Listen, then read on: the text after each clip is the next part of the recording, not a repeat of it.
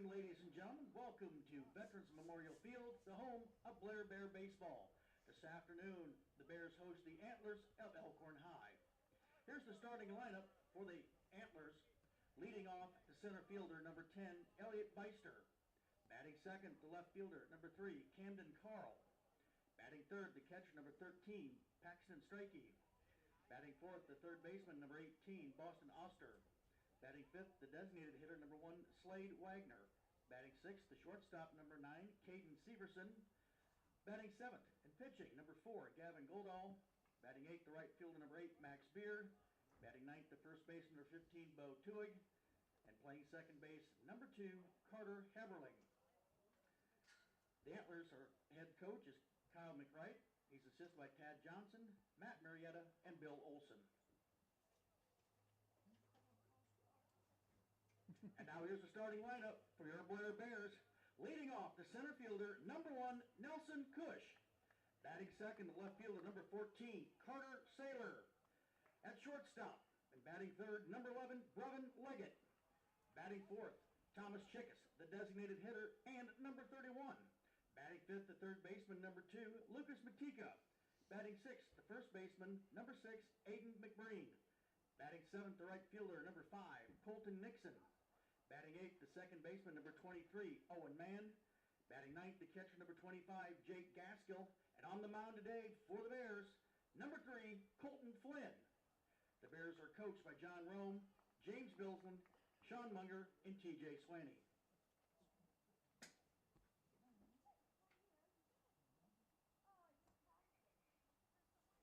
And now, ladies and gentlemen, please rise as we honor America with the singing of our national anthem.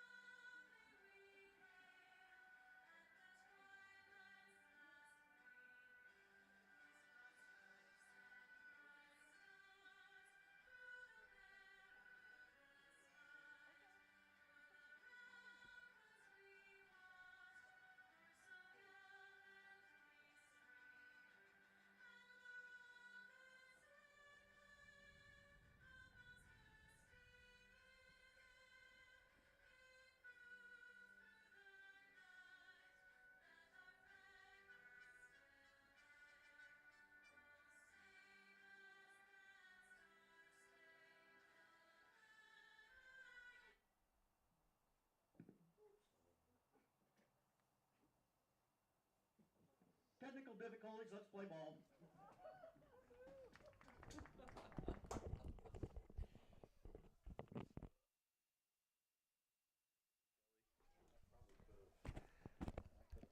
Good afternoon. Abraham's with you. Elkhorn with a record of 4-3. Blair still looking for their first win of the season. They're 0-3. This is actually a makeup game from a game that was postponed due to weather a few days ago. Elkhorn will start with Elliot Beister, the center fielder, leading off. He's followed by Camden Carl, the left fielder. Paxton Strachey, the catcher, will hit third. Then Boston Oster, the third baseman in the cleanup spot, followed by Slade Wagner, the designated hitter. Caden Severson, the shortstop, will hit sixth. And Gavin Goldall, the pitcher, batting seventh. Max Beard, the right fielder, will hit eighth. Bo Tuig, the first baseman, hits ninth. And Carter Haberling will get the start at second base. He'll not be in the batting lineup. For the Bears, they'll start defensively with Carter Saylor in left, Nelson Cush in center, Colton Nixon in right. Lucas Matika is the third baseman. Brevin Leggett gets the start at short. Owen Mann at second. Aiden McBreen at first. Jake Gaskill behind the plate, and on the mound for the Bears to start the game is Colton Flynn. Senior right-hander making his second appearance of the season. He got an inning and a third of work last week against Omaha Concordia. Did a really good job. He faced 5 batters. He struck out 3 of them. Threw 27 pitches. And now he'll be out there on the mound to start this ballgame. As I mentioned, Blair's 0-3. They lost at Bennington 1 week ago. And then the next day they were here at home against Omaha Concordia. Lost that game 2-0. A low-scoring game, and really offensively, Blair led that game. They stranded, I think, something like 10 base runners, if I remember right, and just couldn't get anybody across home plate, and Concordia scored in the 7th. Then they lost to Platteview on Thursday, so head coach John Roan and his ball club looking to get back into the right side of the win column. And our throw down to second base by Gaskell, and we're ready to go. As I mentioned, it'll be Elliot Beister, Camden Carl, and Paxton Strachey to get us started. Beister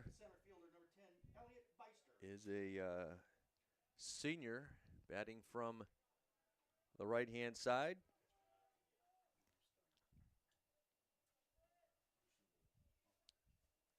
A little bit chilly here in Blair today, although the sun is shining. Not much wind to speak of. Clouds are a little bit, they're wispy, but the sun's still getting through, so they won't be a factor. First pitch is swung on and lifted high in the air toward the first base side. That'll get out of play. Flynn with a first pitch strike, and he's ahead in the count, 0-1. First pitch right on time at 4:31 p.m.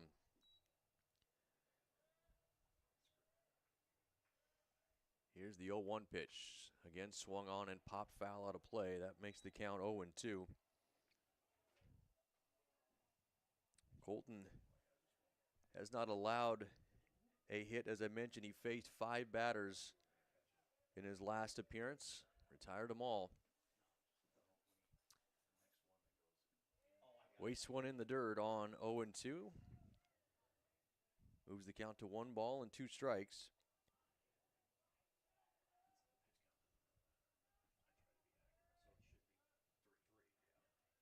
Flynn gets a new ball and readies for the wind and the pitch. That's low and gets through the legs of Gaskell. That moves the count even now, 2-2 strikes.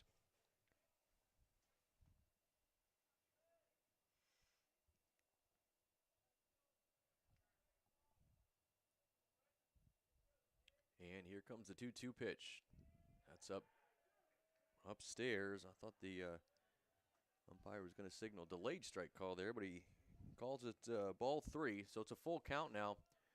3-2. Beister trying to work his way back from an 0-2 hole. Here's the pitch. That's in the dirt, ball 4. A lead-off walk for Elliot Beister. That'll bring up Camden Carl, the left fielder. Junior for the Antlers. First walk of the season issued by Colton Flynn. As a pitching staff, the Bears coming into today had allowed 15 walks while striking out 13, so not quite a 1-to-1 ratio. Beister's going to lead away from first, and now Colton Flynn will work from the stretch with nobody out here in the top of the first inning. And a failed bunt attempt by the lefty Camden Carl as he punts this one back to the screen. Counts 0-1.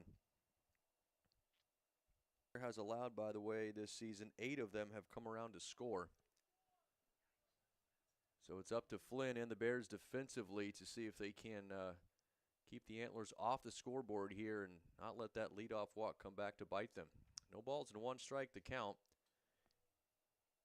on the junior left fielder. That pitch missed just off the inside part of the plate, it appears, and that evens up the count now at 1-1 strike.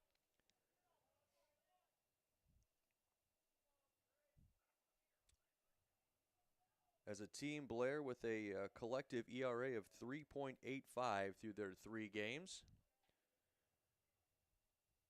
Here's the 1-1 pitch. Flynn steps off. As I mentioned, Colton has not allowed a run yet, so his ERA is still at 0 after his inning and a third of work last week. Now he's back on the mound. Here's the 1-1. Swung on and hit back up the middle. Nicely done there by the shortstop. Leggett onto second for 1, over to first, and a 6-4-3 double play.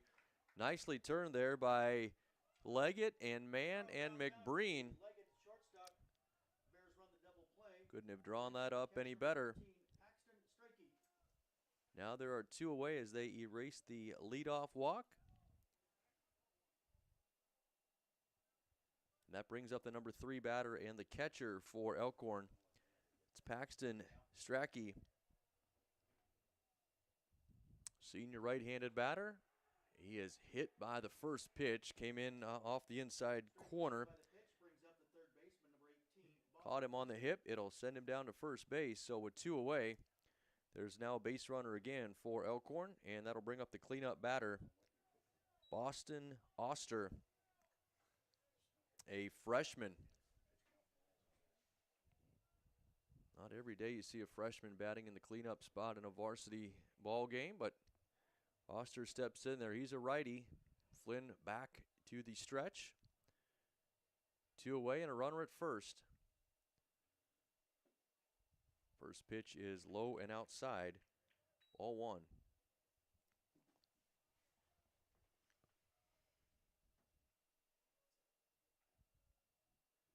Defense stays straight away here for Oster with a 1-ball, no strike count. Flynn takes his time as he comes set, and the 1-0 pitch missed as well off the outside part of the plate. Counts now 2 balls and no strikes.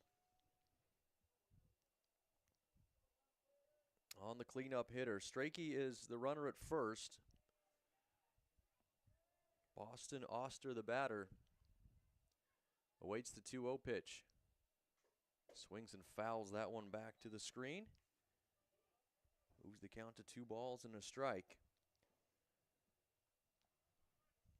That's the 10th hit batter, by the way, by Blair pitching here this season.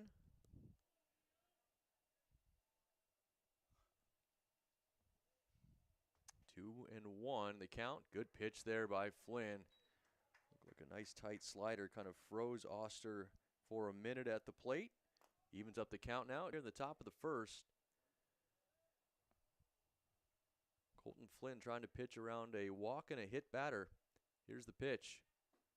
Called strike 3, caught the outside corner, and Oster goes down looking for out number 3. First strikeout of the ball game for Colton Flynn. Bears strand 1 antler out there on the base paths. We will head to the bottom of the first. We'll be back with the Blair batting order here in 60 seconds on BSDN Live.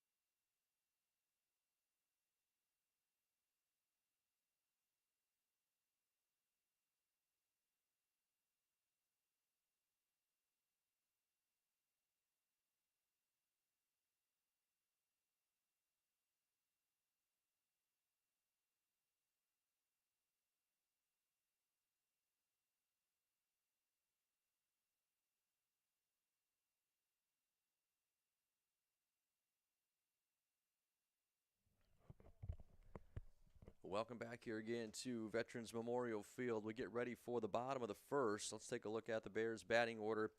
It'll be Nelson Cush, the center fielder, leading things off for the Bears. He's followed by Carter Saylor, the left fielder. Brevin Leggett, the freshman shortstop, will bat third. Tom Chickus, the designated hitter and cleanup batter for the Bears. Lucas Matika, the third baseman, bats fifth. Aiden McBreen will hit sixth. Colton Nixon, the right fielder, batting seventh. Owen Mann playing second base. He'll bat eighth. Jake Gaskell, the catcher, hits ninth. And Colton Flynn, the pitcher, will be designated, well, he'll be DH'd 4, let's say. He won't be in the batting lineup. They will face Gavin Goldall out there on the mound for Elkhorn. He is a senior right-handed thrower for the Antlers. And Nelson Cush, center fielder and left-handed batter, will get us started. Nelson steps into that batter's box, and he takes the first pitch high and outside, ball 1. Try to bring you some batting stats here as time allows for these batters, but so far Goldall working very quickly. Missed the strike zone there with the 1-0 pitch. Now it's 2-0. And he caught the strike zone there, so 2 balls and 1 strike. Now the count. Nelson's hitting .273 on the season. He lays bunt down there. Throw to first base. I don't think, it actually got over the first baseman's head. I'm not sure they would have had it there in time anyway. Good hustle by Cush. It's a home game, so we'll give him an infield single. Why not? Cush with the single brings up the left fielder, number 14, Carter Saylor. It's going to bring us to the number 2 spot in the Bears batting order. It's Carter Saylor.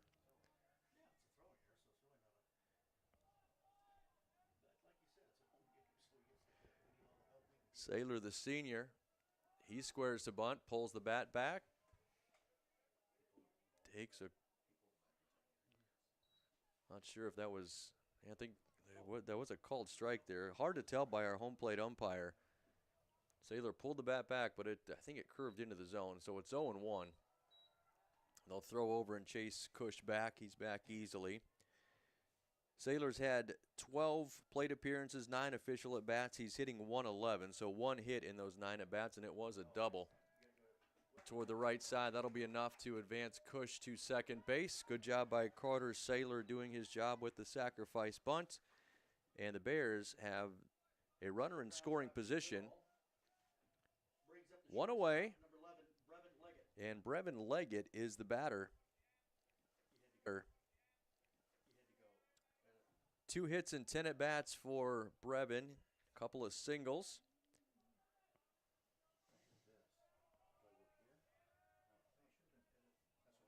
And he'll bat from the right side. Gets his toes all the way on that inside chalk. Freshman awaiting the pitch from Goldall. It is low and outside, ball 1. Told you about Blair's season so far and mentioned Elkhorn's 4-3. They've got victories over Bellevue East, Platte Valley, Fremont, and Crete. They lost to Gretna East, Omaha Skutt, and Gretna East again. This ball swung on and lifted in the air toward the right side. Drifting back is Tuig, the first baseman. He will be called off by Max Beard coming in from right field. Made a really nice running catch there, and Leggett is retired for the second out here in the bottom of the first. Now we will see the Bears' designated hitter, Tom Chickus. Only 6 at-bats for Chickus, still looking for his first hit of the season.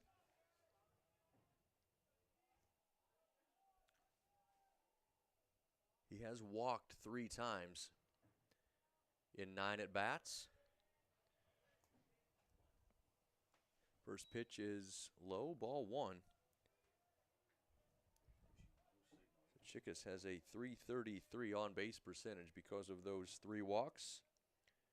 He's also scored 1 run so far this season. Cush leads away from second. This ball is chopped foul toward the first base side. Count will move to 1 ball and 1 strike. Chickus heads back to the batter's box. Quick discussion from our home plate umpire with Paxton Strakey, the catcher. Now he's back behind the plate. 1-1 the count. 2 outs here in the bottom of inning number 1 in a scoreless ball game. Bears have a runner in scoring position. It's Nelson Cush. Gets a nice lead from second. Good off-speed pitch there. Curved into the strike zone. Chickus did not offer at it. The count now is a ball and 2 strikes. Goldall trying to pitch around a leadoff runner in Nelson Cush. There's 2 outs as he readies for the 1-2. Swing and a miss. Strike 3, and That's Thomas Chickus will go down on strikes as Nelson Cush is stranded out there at second base. So Blair leaves a runner in scoring position. We head to the top of the second, 0-0 your score. It'll be 5, 6, and 7 due up for Elkhorn when we come back in 60 seconds on BSDN Live.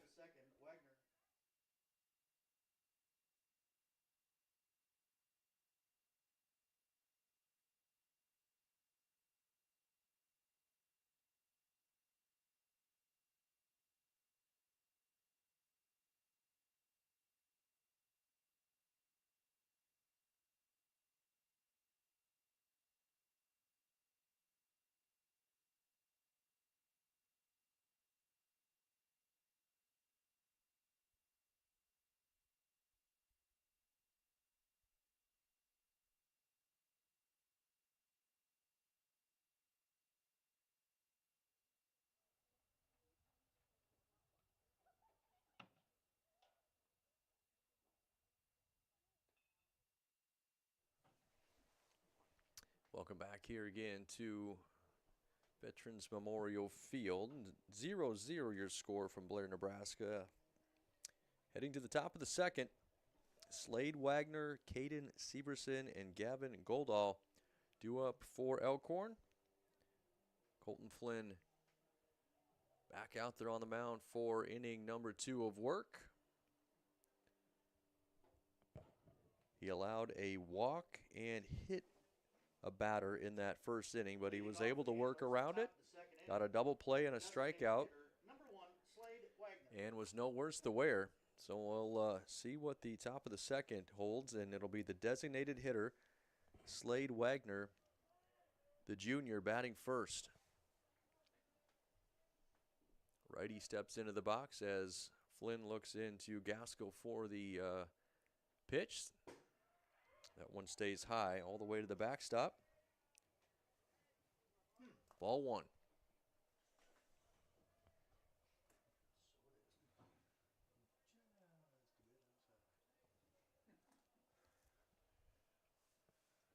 Here's the wind and the 1-0 pitch.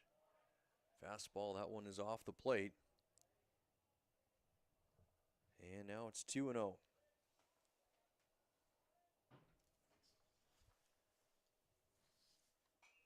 The 2-0 pitch is fouled back. Good job there by Flynn to battle back and bring one into the strike zone. Now it's 2-1.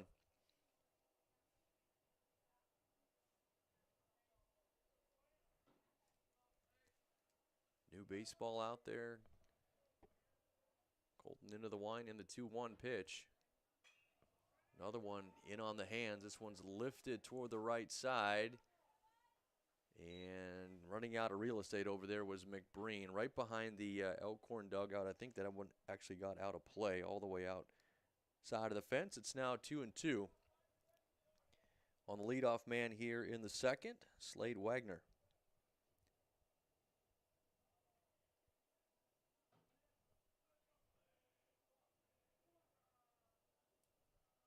And here's the wind and the 2-2 pitch.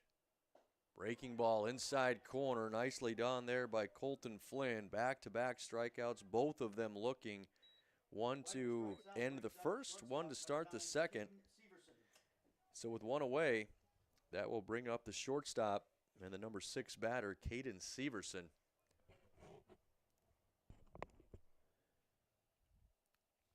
Severson is another junior on this Antlers squad. And the first pitch.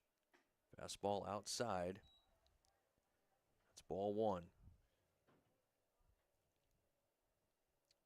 Small sample size for Colton so far this season. As I said, we're through just about now 2 complete innings of work from him as that pitch missed outside and low. It's ball 2.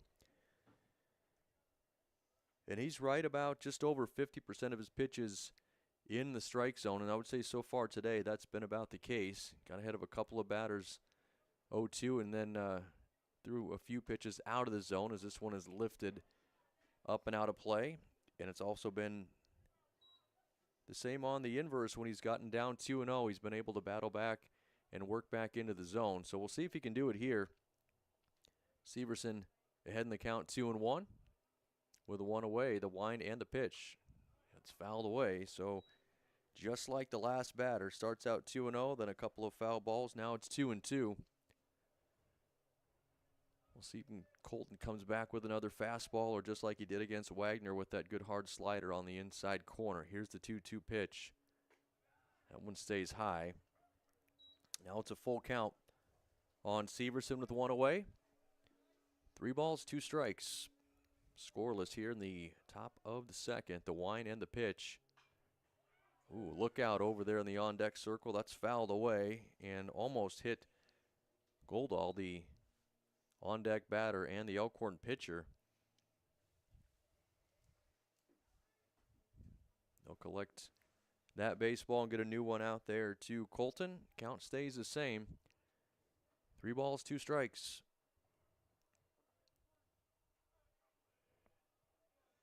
Severson digs back in, the wind, the pitch. A little bit low, ball forward, scooted away from Gaskill. He'll hurry back to grab it. Severson took a look around first base as he hustled down there. I don't think he had any intention of going to second, but he rounded hard. Bears get it back out there onto the field in time to slow him down. So now with one away, there's a runner at first. And that does bring up the Elkhorn pitcher, the number 7 batter in their lineup, Gavin Goldall. Senior right-handed batter. Pardon me, a right-handed thrower, left-handed batter. We'll have to wait a little bit longer for the first pitch as Flynn throws over to first base to chase Severson back.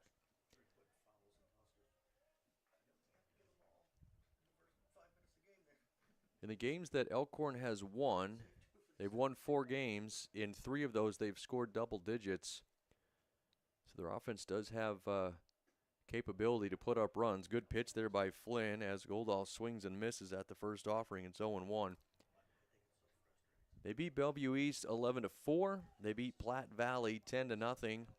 They beat Crete 11-0, and in their victory over Fremont, it was a 4-2 final.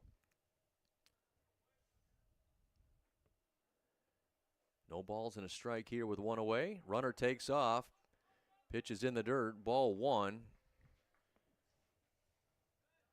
Severson rounds second. He'll stay out there, though, as Gaskell heads back to pick up the ball back near the on-deck circle.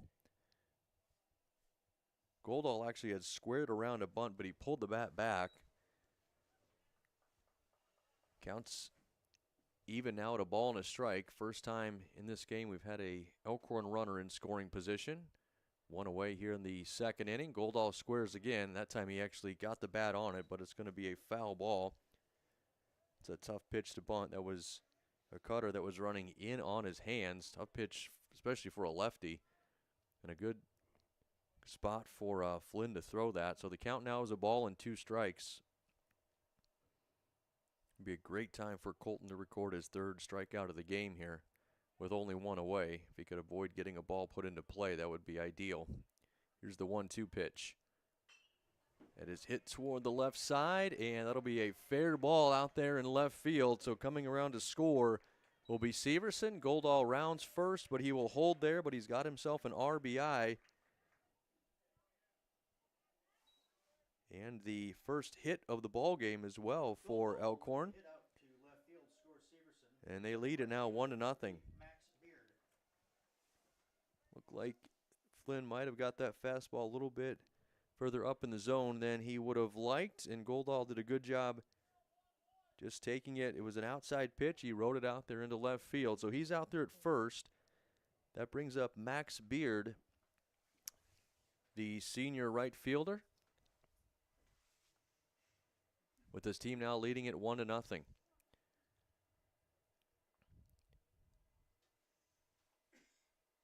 Flynn's going to throw over to first. Almost looked like he had Goldall leaning, but that was a little bit high. McBreen had to reach up to grab it and then come down to apply the tag. So Goldall's back safely. And he'll take off with the pitch.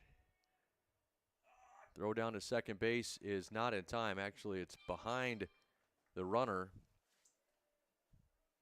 interested to see if the home plate umpire calls us a ball because Beard swung at that pitch, but it was a really, really late swing. Almost like they had a hit and run on and he forgot about it. They're going to say it's a ball, though, so it's 1 ball, no strike count. I'm not sure the umpire, it was such a late swing, I'm not sure if he even noticed either because with Gaskell heading away to chase that ball or to grab it and make the throw to second, there were plenty of things to distract him. This one's going to be hit back up the middle, knocked down there by Mann, the second baseman, over to first in time to retire Beard. So he's put out 4-3. That does move Goldall, however, to third base with 2 away. Now batting the first baseman. That'll bring up the bottom of the Elkhorn batting order. Bo Tuig, their senior first baseman, steps into that right-handed batter's box with 2 outs here in a now 1-0 game in the top of the second. Swings at the first pitch by Flynn and fouls it back to the screen. The count is 0-1.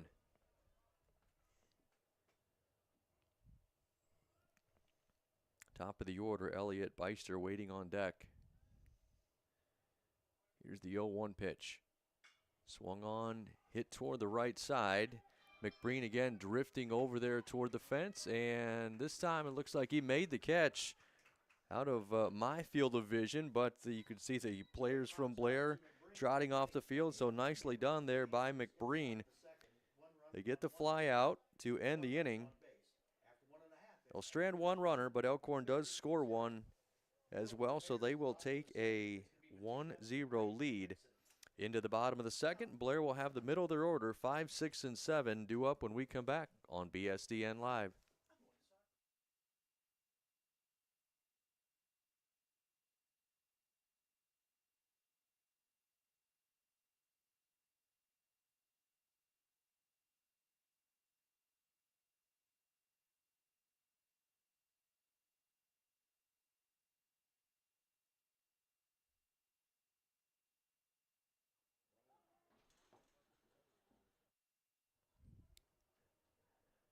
And welcome back here to BSDN Live. 1-0 now your score. Elkhorn leads Blair as we move to the bottom of the second.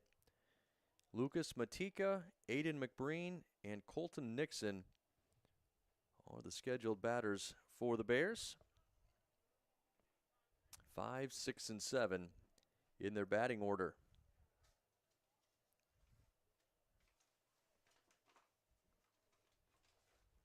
And the pitcher, Gavin Goldall, back out there to work for Elkhorn. He picked up the RBI in the top of the inning to give his ball club the 1-0 lead.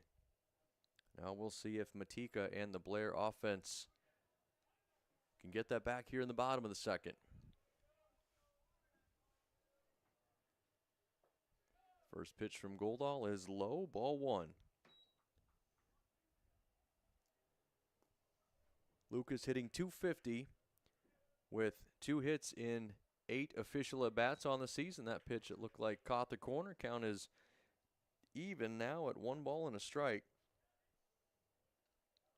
A single and a double on this young season for Lucas Matika.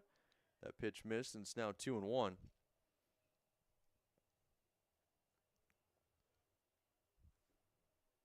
Not a whole lot of time to collect yourself with Goldall out there on the mound. He works quickly. Swing and a miss there by Matika makes it 2-2. As soon as the Blair batters are stepping back into that batter's box, the pitch is on its way. This one is chopped back up the middle, off of the glove of the shortstop, Severson, and into center field. So that'll be a fielding error and a base runner for the Bears. Let's see if they can take advantage of it here in the bottom of the second. That will bring up their first baseman, Aiden McBreen. Aiden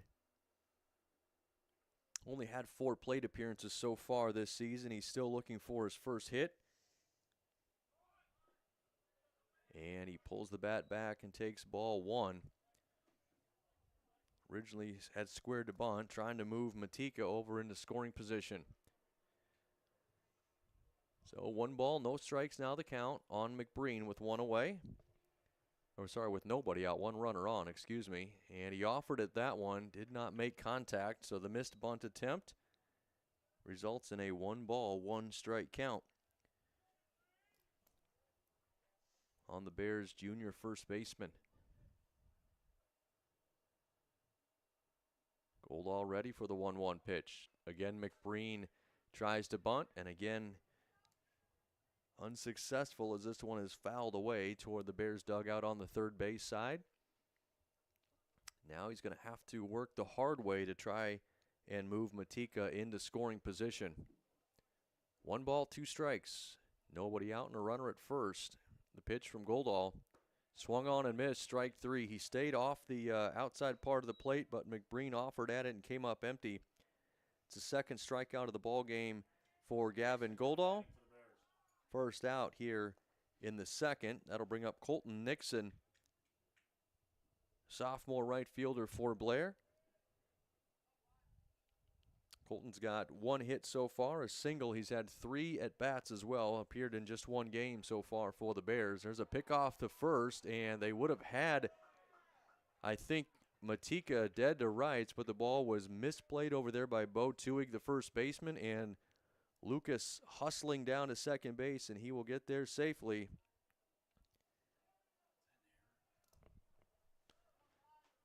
So an error by the Elkhorn first baseman, and now Matika in scoring position. He reached on a fielding error and now has advanced on a throwing error.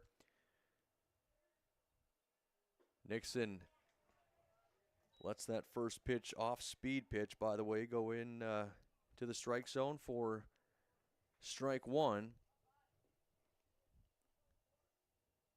So McBreen was unable to advance the base runner, but now Nixon batting with runner in scoring position. So really no harm done. Now he squares to bunt, does put down a good bunt, fielded by Goldall to throw to first in time, no problem. That does allow Matika to move to third. So now we've got a runner at third base, but 2 outs. And the batter will be Owen Mann, the junior second baseman.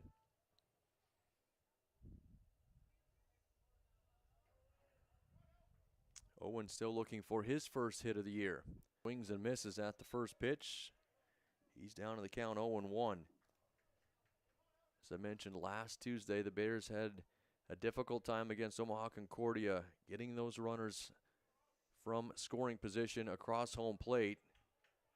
Boy, that's going to be a called strike, I think, on the outside corner. Tough break there for Mann. I think that one was off the plate, but now he's down in the count 0-2. But as I was saying, they stranded a runner in the first, and now they've stranded one in the second as Mann goes down swinging for out number 3. Third strikeout of the ball game for Goldall. The Bears get a runner to third, unable to score. They will trail by a score of 1-0 as we head to the top of the third. We'll be back in 60 seconds on BSDN Live.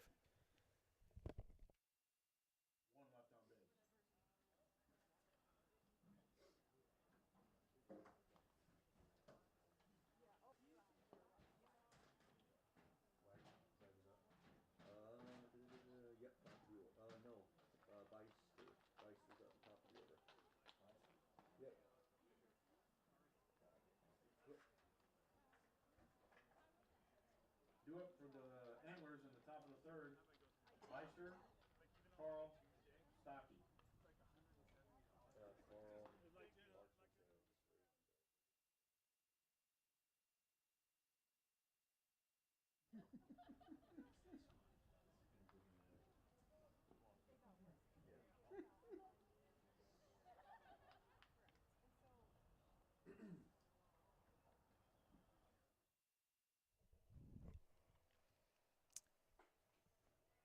Welcome back here again to Veterans Memorial Field. Brian Abrahams with you on BSDN Live as we get ready for the top of the third.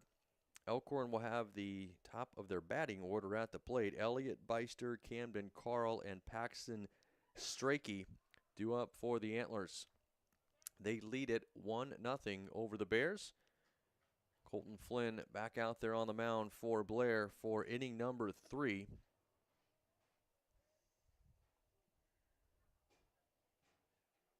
So far, he's struck out 2, allowed 1 hit. He's walked 2 and hit a batter. Beister reached on a walk in his first at bat to lead off the game. Takes his first pitch low and inside, ball 1. He reached on a walk, and then he was the beginning of a double play, grounded into by Carl. That pitch also off the inside corner.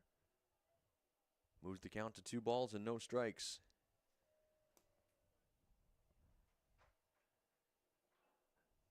Flynn comes with a strike on the 2-0 pitch. It's fouled away off of the third base side. Count is now 2-1. And the wind and the 2-1 pitch. Good job there by Colton. A good breaking ball into the strike zone. Evens up the count now at 2-2. On the leadoff hitter in the inning and in the batting order for Elkhorn, Elliot Beister. That off-speed pitch stayed a little bit high, so that evens up the count now. Pardon me, that moves it to a full count. 3 balls, 2 strikes. Second time that Beister has faced a full count here in this game. And that time he's going to go down on strikes. Colton catches the outside part of the plate with strikeout number 3 in the ball game for him. Beister is out number 1. That'll move us to Camden Carl, the left fielder for Elkhorn. As I mentioned just a moment ago, he grounded into a double play in his first at bat. Hit the ball out there to Owen Mann hit it to Leggett at shortstop. Started the 6-4-3 double play. First pitch here is fouled up and out of play. Counts 0-1. Here in the top of the third, that's the first time the Bears have been able to erase the leadoff hitter in an inning. So nice job there by Flynn. He misses inside with the 0-1 pitch. Count moves to 1-1.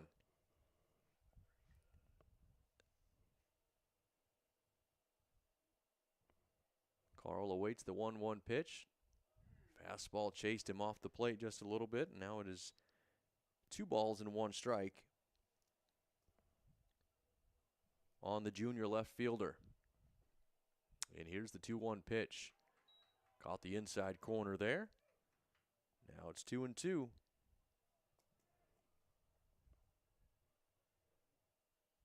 Flynn ready. The wind and the 2-2 pitch. Check swing, fouled. I believe it was fouled back. I'm not sure. Gaskill took a look at the hitter, and I think our home plate umpire may have said that was ball 3. So, pardon me, that was not a foul ball, check swing foul ball. It's ball 3, so now it's a full count. 3 balls, 2 strikes on Camden Carl with 1 away here in the top of the third. Here's the pitch. That's high for ball 4. So Carl works a 1-out walk. That will bring up Paxton Strachey, the catcher. He was hit by a pitch with the very first pitch he saw in his first at bat. And so Flynn now will compose himself and move to the stretch position with a runner at first. Approaching that 50-pitch mark. Colton threw 27 pitches in his first appearance. Here's the first pitch. Runner takes off. Hit and run was on. And Strachey fouls this one back to the screen. Counts 0-1. Carl will move back to first base. Got a pretty good jump there, so we'll see. Maybe Colton will throw over to first before bringing the 0-1 pitch home.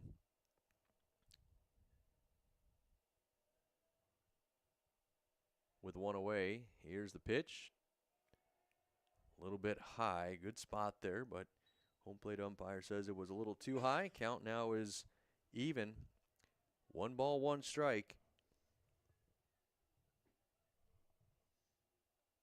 On the senior catcher, Paxton Strachey. Flynn's going to throw over to first base. No problem for Carl to dive back easily there.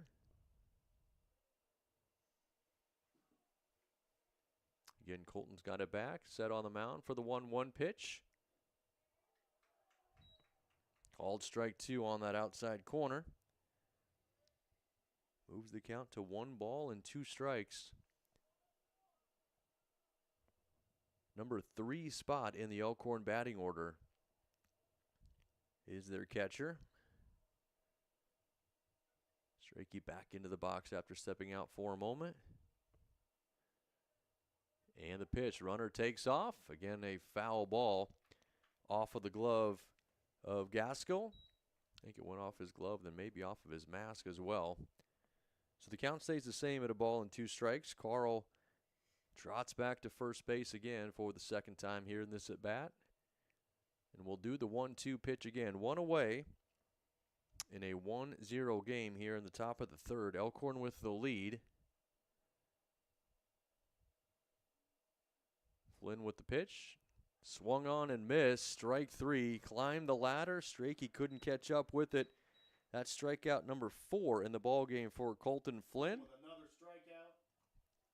That'll bring up the cleanup hitter for Elkhorn. Boston Oster, their third baseman, struck out looking in his first at-bat.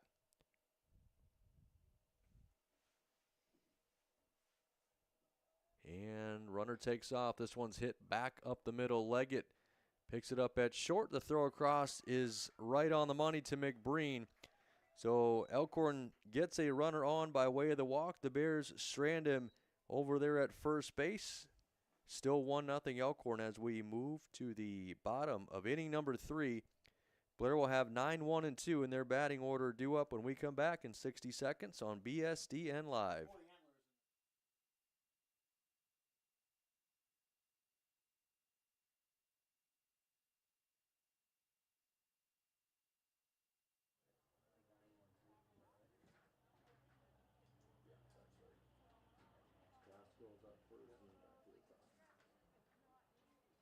Due up for the Bears in the bottom of the third. Gaskell, Cush, Saylor.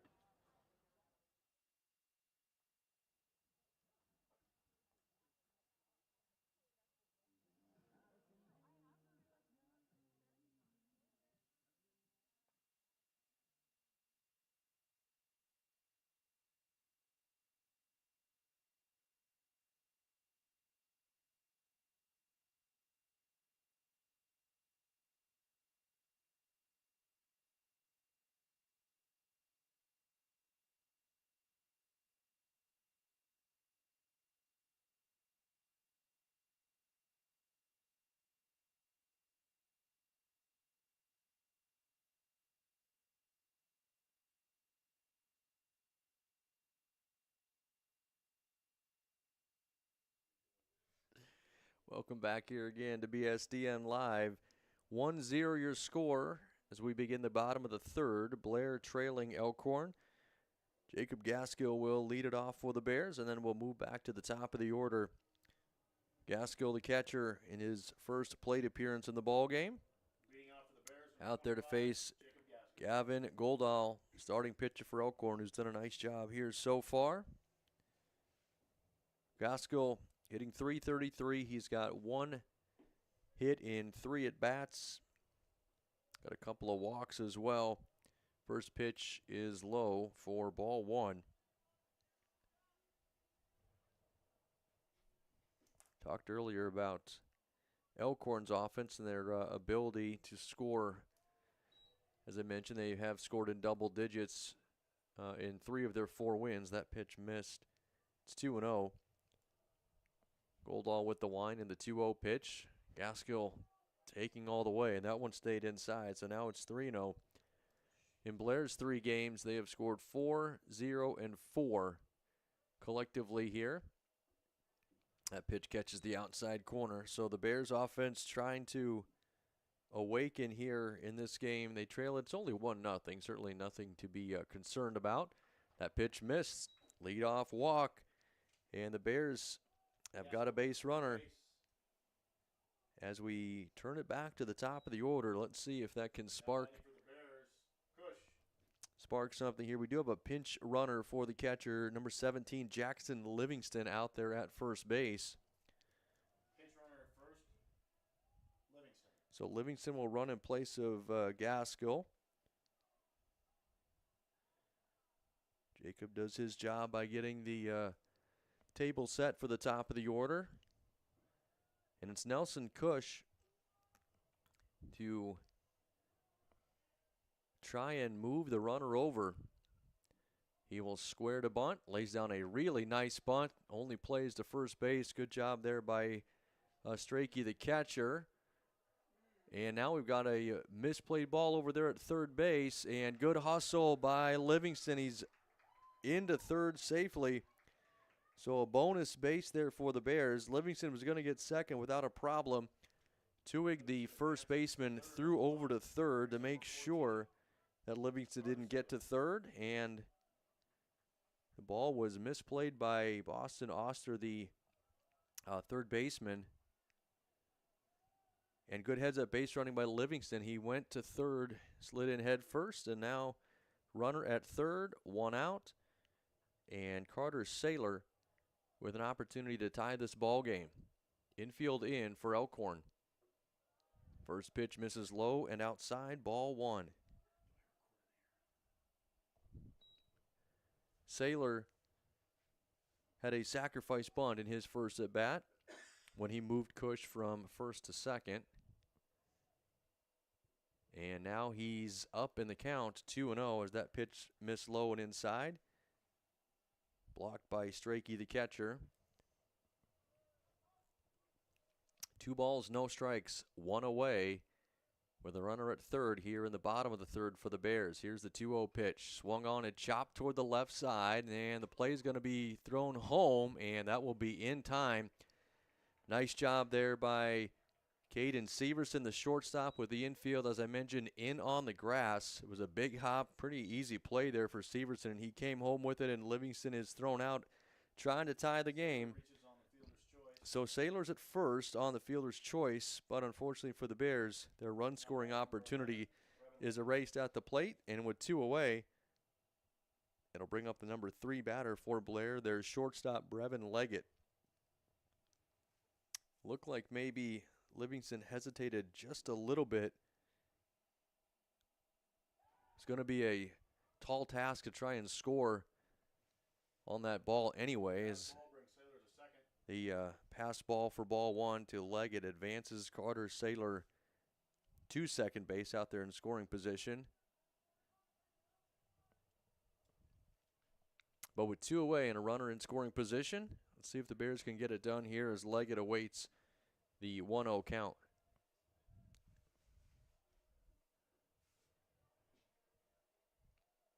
On the outside corner, I believe. Then again, a little bit of a delayed strike call by our home plate umpire, but it was a strike. It's 1-1 now on Leggett, who flew out to right field in his first at bat. Hits this one toward the left side. Again, it's Severson, the shortstop. The throw across to first is in time, and Leggett is retired for out number 3. So Blair able to get runners on the bases.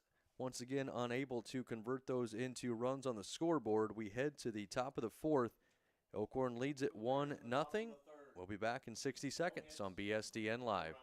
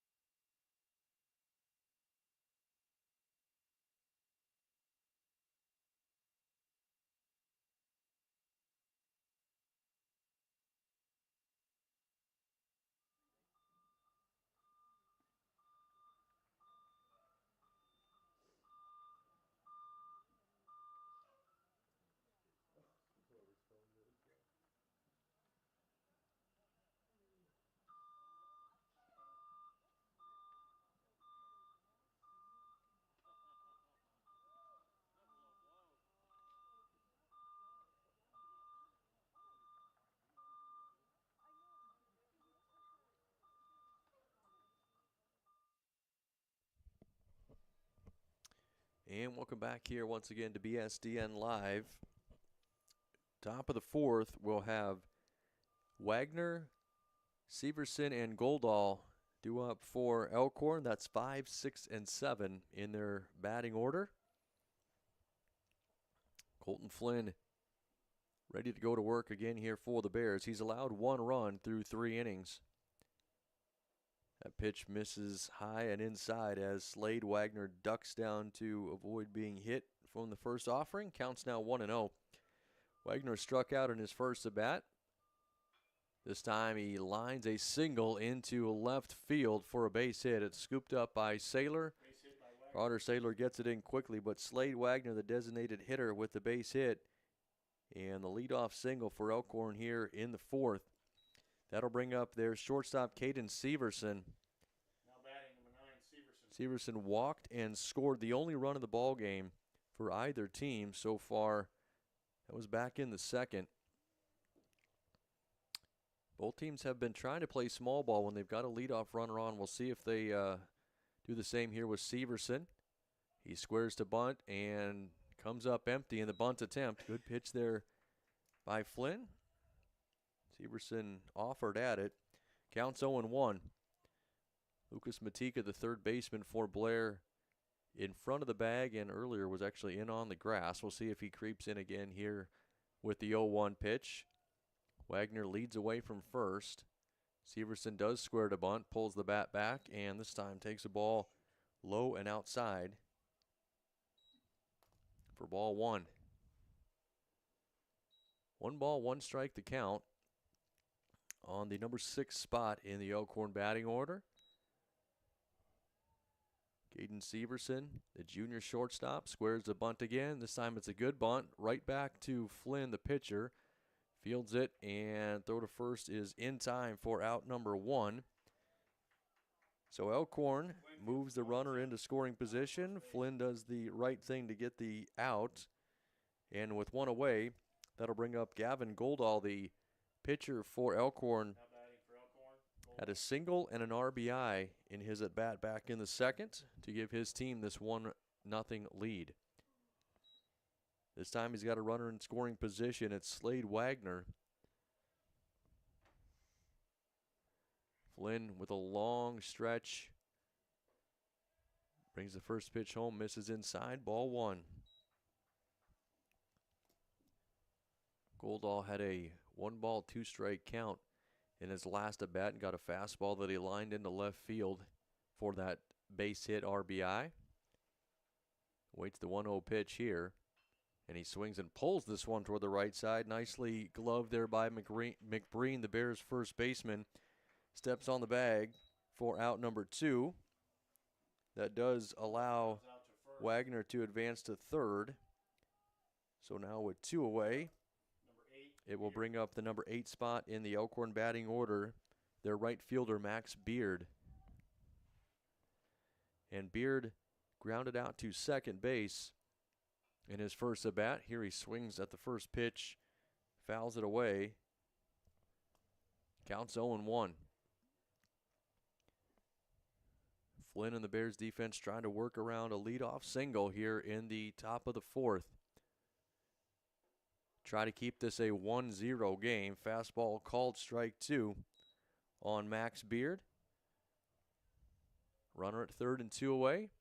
Colton Flynn with the wind and the pitch. Swung on and chopped toward Matika at third. Steps back, takes the high hop. The throw across the diamond is in time and gloved very nicely by McBreen over there out of the dirt at first base. So Blair able to strand that Elkhorn runner at third. Score remains 1-0 as we head to the bottom of the fourth inning, and Blair will have Tom Chickus, Lucas Matika, and Aiden McBreen due up when we come back in 60 seconds on BSDN Live.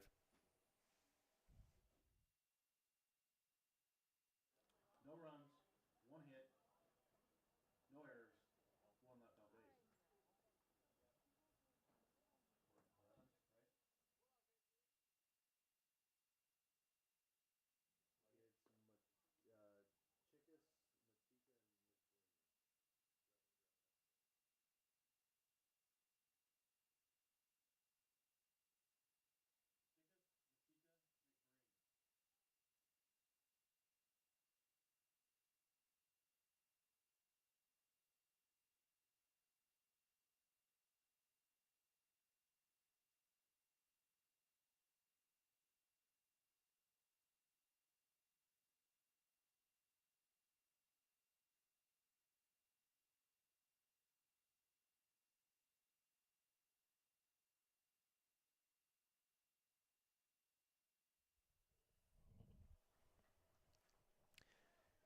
And welcome back here to Veterans Memorial Field for the bottom of the 4th inning. Blair will have the middle of their order up. Tom Chickus, the designated hitter, will lead things off. He struck out back in the 1st inning, actually ended the 1st with a strikeout. Matika and McBreen will follow. Evan Goldall back out there to go to work on the mound for Elkhorn. He's been really good so far. First pitch to Chickus is low and inside, ball 1. The big lefty steps back into the box and takes the 1-0 pitch low and outside. That makes the count 2-0 on Tom Chickus, the senior designated hitter. And now it's a 2-ball, 1-strike count. That one caught the inside corner. Tom, also a first baseman for the Bears, awaits the 2-1 pitch. Fouled that one back, and the count's even now. 2 balls and 2 strikes.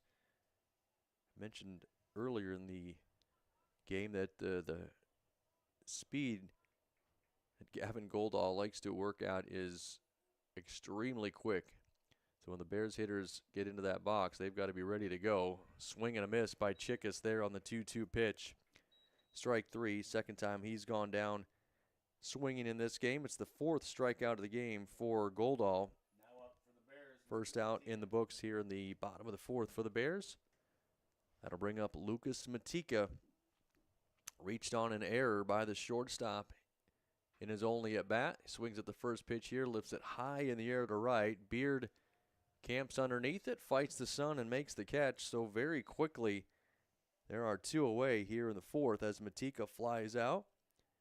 Next up for the Bears. And that will bring up Aiden McBreen, the Blair first baseman.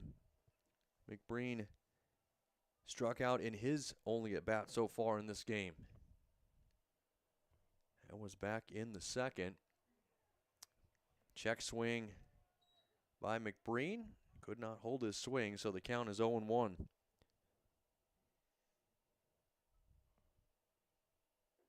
And very quickly, it's 0-2. Goldall is in a rhythm out there now on the mound for Elkhorn. And the righty with 2 away here in the 4th. Off-speed pitch chopped by McBreen. He's able to hang in there. He'll stay at the plate with a no-ball, 2-strike count against Gavin Goldall, the senior for Elkhorn. Into the wind and the 0-2 pitch. That ball is low. Count is now 1-2. Really the first time we've seen Goldall reach back and try and overthrow one here in this ball game. And the 1-2 pitch now. Called strike 3. Breaking ball caught the top of the zone, and McBreen goes down on strikes for the 2nd time in the game. 5th strikeout of the ball game for Goldall, and the Bears go down in order in the bottom of the 4th. We'll head to the top of the 5th. Elkhorn still leads at 1-0. We'll be back in 60 seconds on BSDN Live.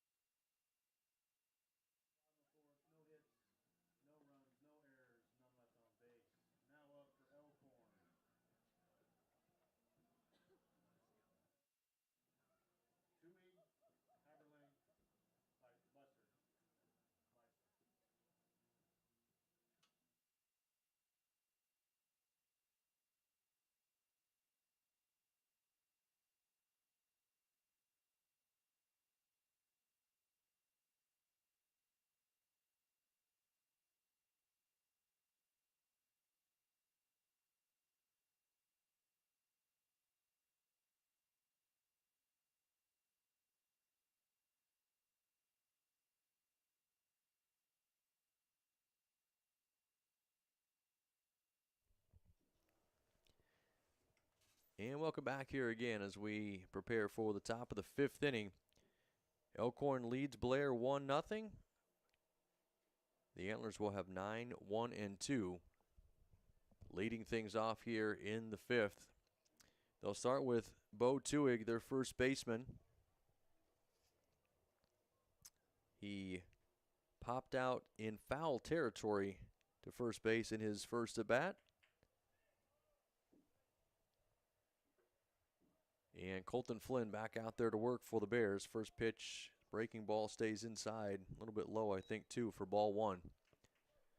Really, Colton's done a nice job. Allowed only 1 run and 2 hits so far here in this game. That pitch missed low and skipped in there, past the glove of Gaskill, so the count is 2-0. Bears just looking for some offensive support here for their pitcher and the defense. 2 balls, no strikes, the count.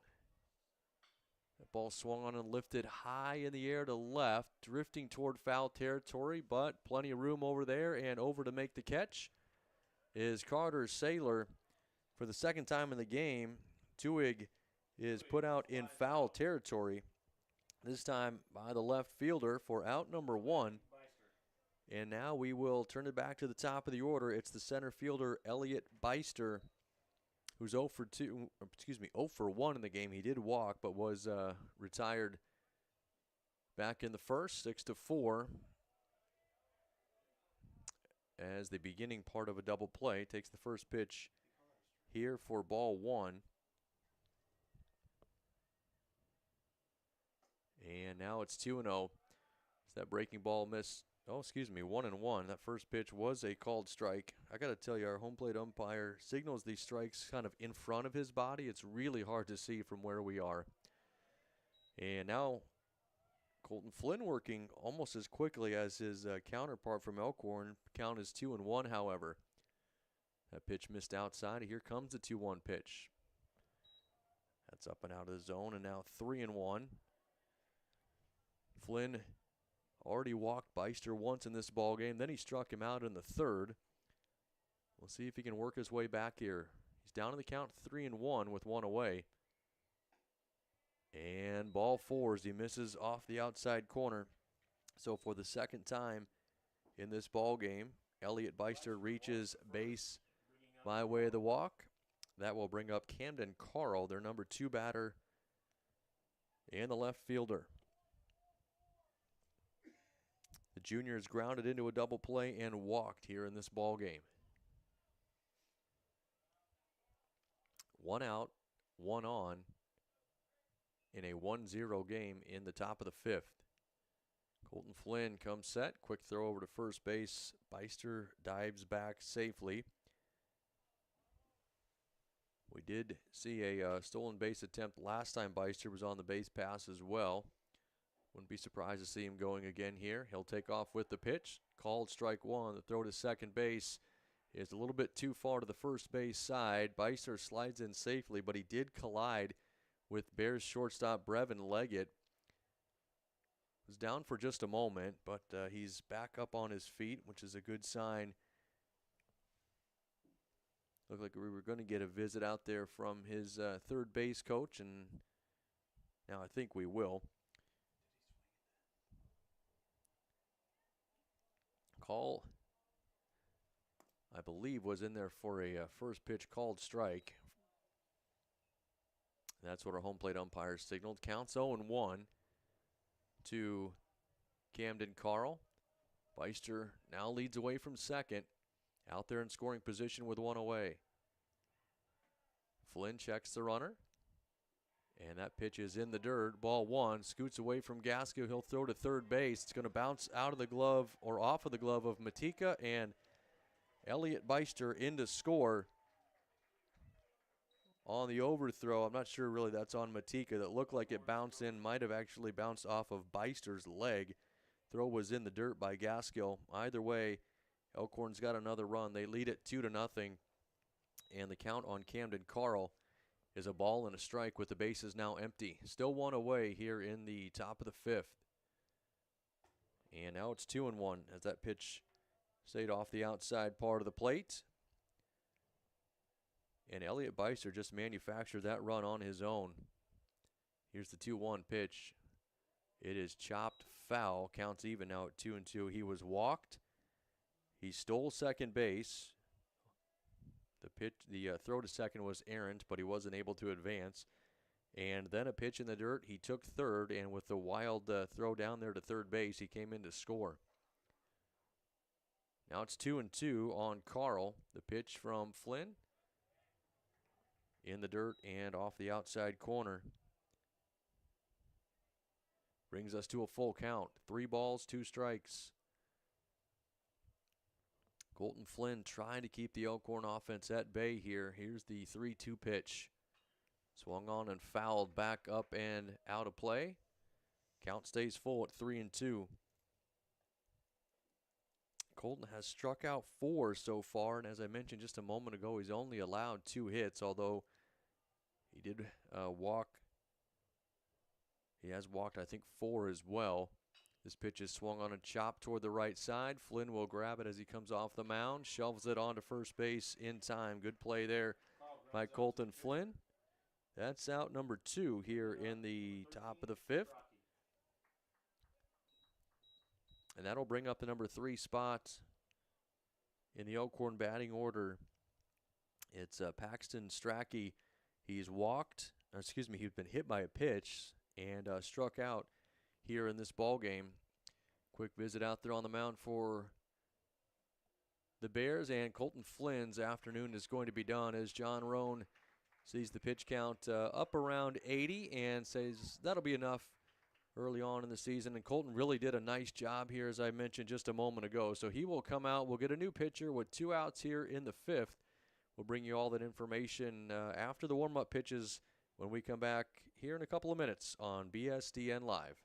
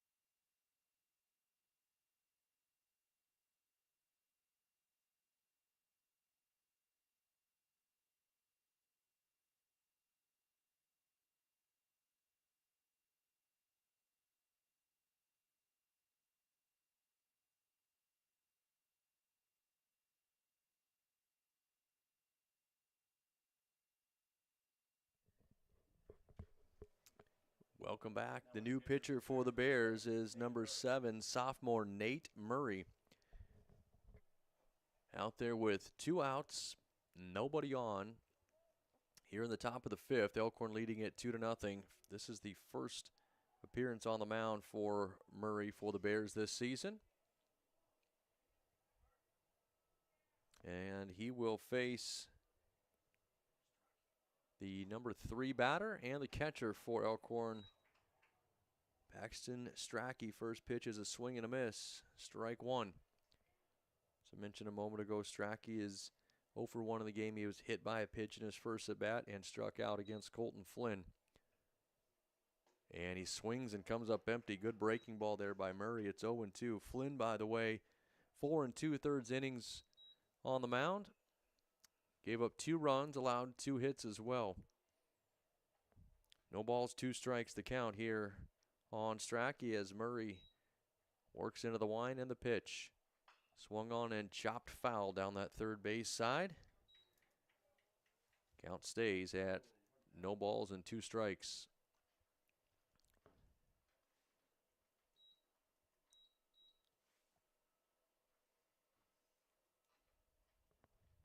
baseball out there. Strachey back in. Murray readies for the 0-2 pitch. Breaking ball that bounced in the dirt. Moves the count to a ball and 2 strikes.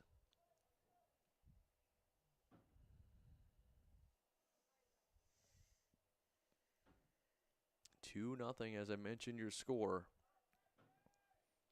Bears definitely within striking distance if they can keep it this way. Here's the 1-2 pitch that's outside. That evens up the count now. It's 2 balls and 2 strikes. We'll see if Nate Murray, the sophomore, can find a way to get the Bears out of this inning without any more damage. And here comes the 2-2 pitch. Swung on and hit into left field just past Brevin Leggett, the shortstop. That'll be a single for Strachey. And the catcher's down there at first base. Strachey with the hit. We'll see if they... Number 18, Oster. And we will get a courtesy runner, it looks like, for Elkhorn. Look like number 17. That would be Carter Carbolito out there at first base now. The courtesy runner for Strachey. And the batter is the cleanup hitter, the third baseman, Boston Oster, 0 for 2 in the ball game. He struck out and grounded out. First pitch here is a pop foul out of play down the first base side. Counts 0-1.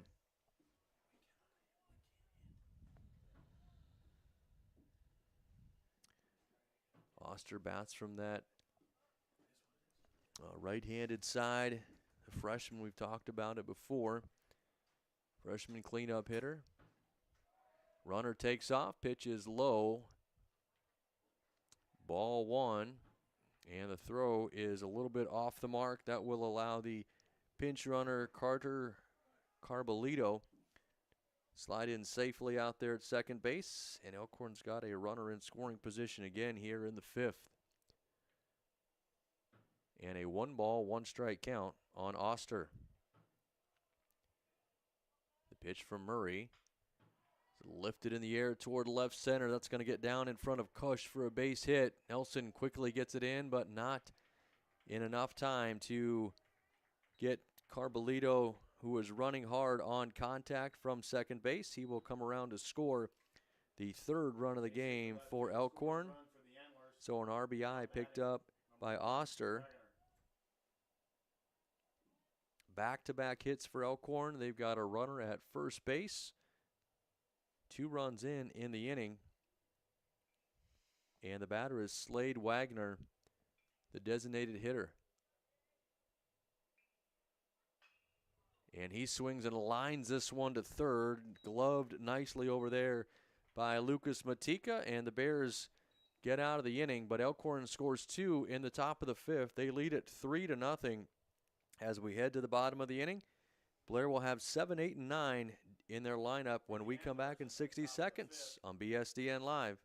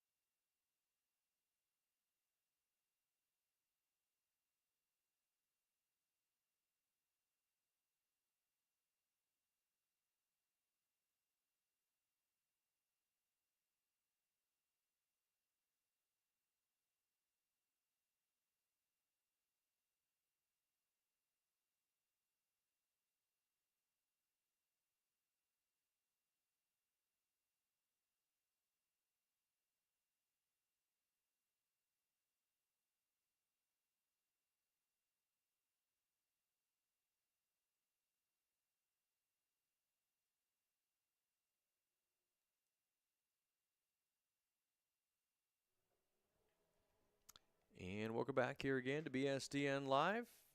Bottom of the 5th, 3-0 your score. Elkhorn with the lead. Nixon, Mann, and Gaskill scheduled to hit for the Bears.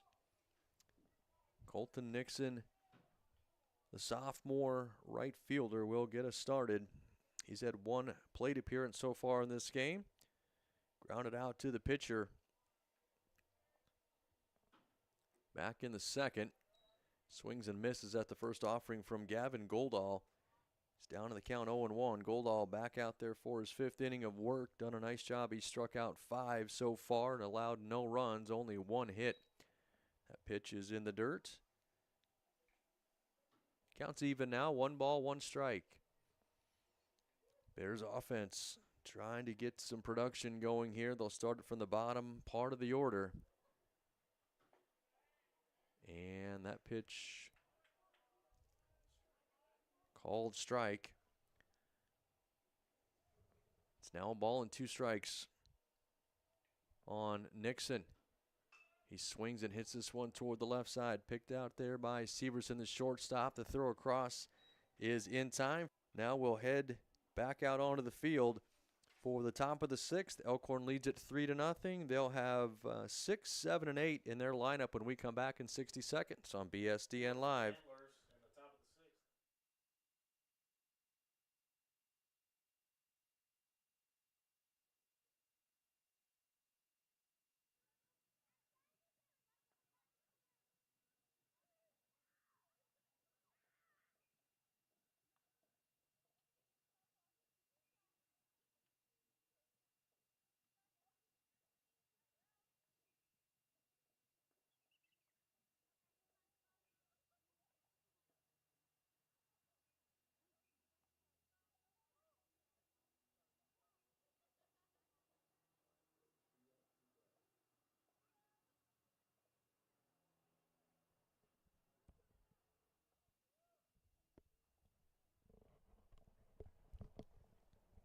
And we're back here on BSDN Live.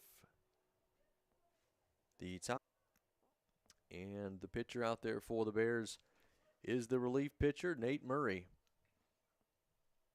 He's going through this part of the lineup for his first time. Severson fouls that one away to start the at-bat. It's 0-1.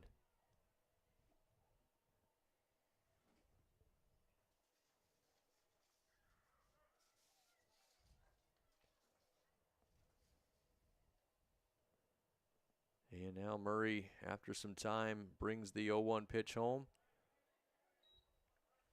Caught the outside corner. Moves the count to no balls and 2 strikes on Caden Severson, the Elkhorn shortstop. Gaskell gives a sign. Good pitch by Murray. He comes inside. Severson can't catch up with it. High fastball, swing and a miss. For out number 1, it's the first strikeout of the ball game for Murray. Pitcher, Goldall. And with 1 away, that'll bring up Gavin Goldall, the Antlers pitcher. He singled in the second and grounded out to first base in the 4th. Good fastball there. He swings and misses. It's 0-1. 2-1 pitches swung on and grounded into right field for a base hit by Goldall, his second hit of the ball game. Both of them singles, and now he's at first base. We'll see if he stays out there. Doesn't look like it'll be a courtesy runner. Tough to tell the number. Apologize. It might have been number 6, but it's really hard to tell. Either way, courtesy runner out there at first base. If that is number 6, it's Trey Mudloff.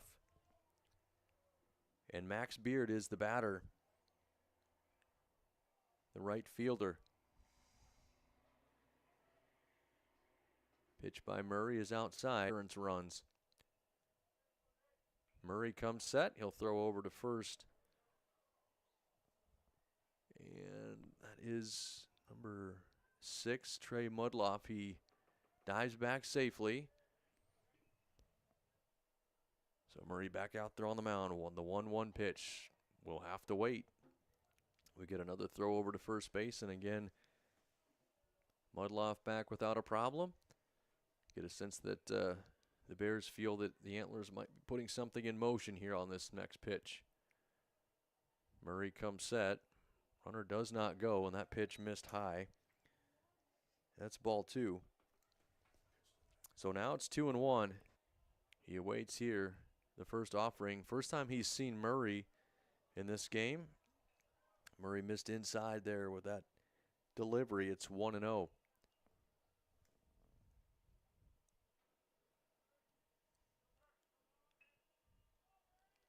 Defense for the Bears. The middle part of the infield anyway, both shaded towards second base. Tuig fouls this one back to the screen. It's 1-1. So both Owen Mann and Brevin Leggett sort of taking turns holding Mudloff at second base. Not a bad strategy, but it leaves a really big gap in the left side of the infield and a fairly significant one on the right side as well. Here's the pitch. That's high for a ball. It's now 2-ball spot in the Elkhorn batting order. And if you're Blair, you have to make him put the ball in play to beat you. Here's the 2-1 pitch. That's high for ball 3. So Murray struck out Severson to start the inning, then gave up a hit to Goldall, and now a walk to Beard, and he's got a 3-1 count on Bo Tuig, and that's going to draw a visit from the Blair dugout out there and try and calm down the sophomore right-handed pitcher. I think that's James Bilsland out there to talk with him. And really, I mean, the message here is, look, the game's only 3-0. We're very much still in this ball game. We've got to get strikes and force the Elkhorn batters to do a little bit of the work here. So the meeting is over. 3-1 the count with the top of the order waiting on deck. Murray with a deep breath as he works out there from the stretch and readies for the 3-1 pitch. Tuig wait, the pitch from Murray on the outside corner, called strike 1. Good start to the at-bat there for the Bears sophomore.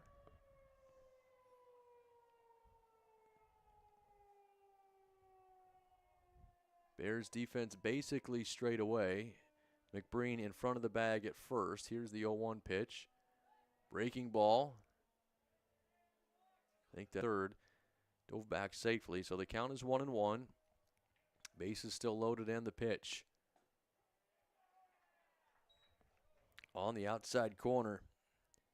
Called strike 2. Good job there by Nate Murray. If they're going to give you that outside corner, you may as well take it. So it's now a ball and 2 strikes and a big at-bat here between Beister and Murray. The pitch missed high. Evens up the count now at 2 balls and 2 strikes. 1 out in a 3-0 game. No runs yet for Elkhorn here in this inning, but they have the bases loaded and only 1 out. The pitch from Murray. Swung on and missed. Strike 3. There's nowhere for Beister to go, even though that ball was in the dirt. He is strikeout victim number 2 in the inning for Nate Murray.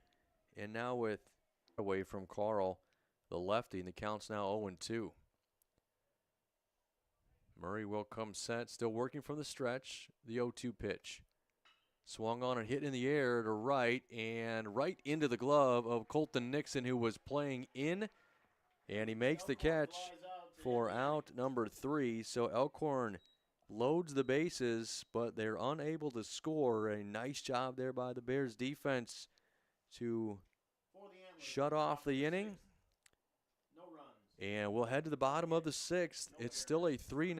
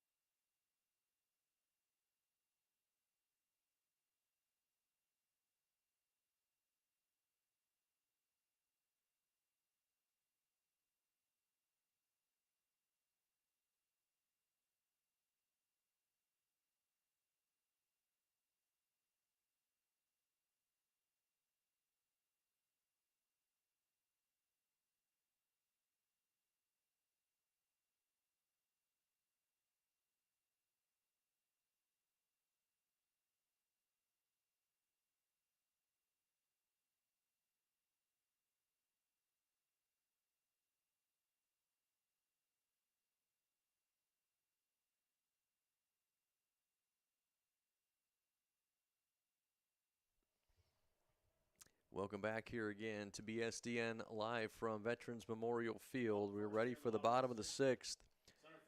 Bears have the top of the order up. It's Nelson Cush, followed by Carter Saylor and Brevin Leggett. Gavin Goldall back out there on the mound for Elkhorn, starting his sixth inning. He's been really, really good so far. Allowed just one hit, no runs, and he's struck out 5. This will be the third time he's faced Nelson Cush. This at-bat starts with a pitch that's low and outside for ball 1. Nelson singled in the first. That pitch is in there for a called strike. Now 1-1 the count. And laid down a bunt and was thrown out by the catcher in his at-bat back in the third. He's up in the count now. 2 balls and 1 strike as the 1-1 pitch bounced in the dirt. Bears looking for some offense, down 3-0. The 2-1 pitch on the outside corner. Called strike 2. As I mentioned a couple of times, Goldall will work very quickly. Cush into the left-handed batter's box and awaits the 2-2 pitch. That ball just a little bit too far off the plate there, off the outside. Cush laid off, and the count's full now. 3 balls, 2 strikes. This ball's hit toward the left side, scooped up there by Oster, the third baseman. The throw across to first is in time for out number 3. First base, bringing up number 14. Out number 1, pardon me, excuse me. Out number 1 here, 5-3 is the way it's written down in the books. 1 away, and that'll bring up Carter Saylor, the Bears left fielder. He's had a sacrifice and reached on a fielder's choice so far in the game. Breaking ball in the dirt for ball 1 to start the at-bat. That is 4 consecutive ground ball outs recorded by Goldall and the Elkhorn defense. Here's the 1-0 pitch to Saylor. That stays high. And now it's 2-0.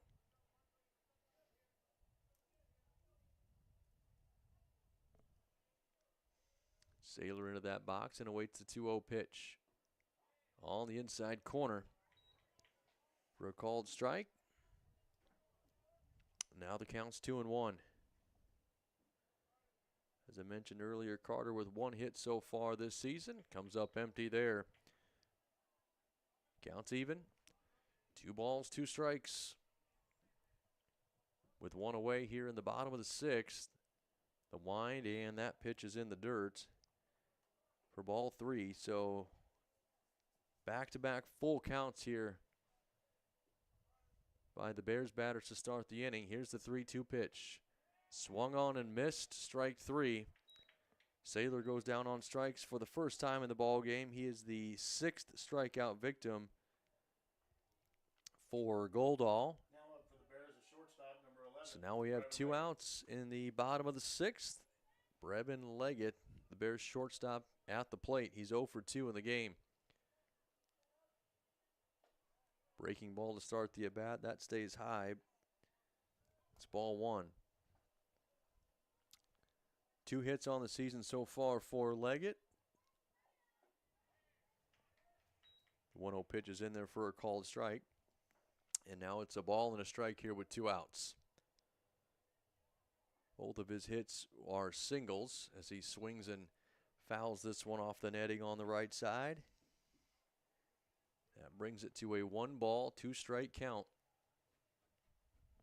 Unofficially through 5 2/3 innings, Goldall is at about 70 pitches, so he's been extremely efficient as well. There's a swing and a miss for strike 3 on the breaking ball. Leggett goes down swinging.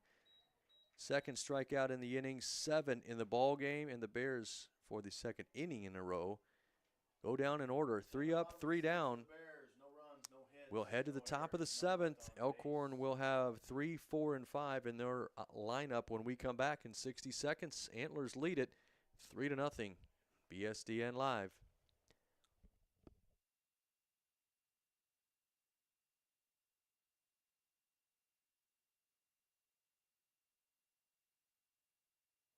Rocky, Oscar, Wagner.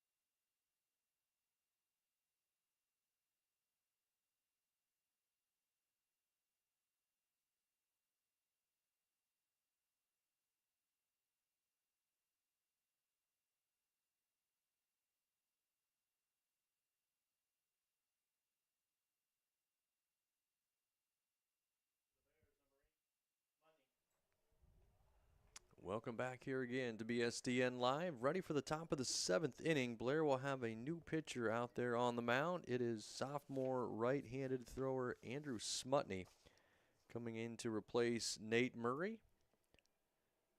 So he'll come on with the Bears trailing it 3-0. And he will face 3, 4, 5 in the Antlers lineup. So Smutney will take over as the third pitcher of the game for the Bears. Paxton Strachey will lead things off. First pitch, swing and a miss, strike one. Strachey singled and scored in the 5th. He's also been hit by a pitch and struck out here in this ball game. Quickly down to the count, 0-2. Nice job by Smutney coming in out of the bullpen here to start the inning and throwing strikes. A couple of good fastballs there. It's no balls and 2 strikes now to count on the catcher for Elkhorn. And the 0-2 pitch chopped foul down the third base side, so he'll stay at the plate with an 0-2 count. Elkhorn scored a run in the 2nd. They scored 2 more in the 5th, and that's all the offense we've seen from either side so far. They did load the bases in the 6th, and Blair did a good job of keeping them off the board. Scores 3-0. And that one from Smutney is swung on and lifted in the air to center, right at Nelson Cush. He will make the catch for out number 1. Strachey is retired. That'll bring up the third baseman and their cleanup hitter, Boston Oster. He is 1 for 3 in the ball game. Struck out in the 1st, grounded out in the 3rd, and singled in the 5th. Picked up an RBI as well with that single. First pitch here is high for ball 1.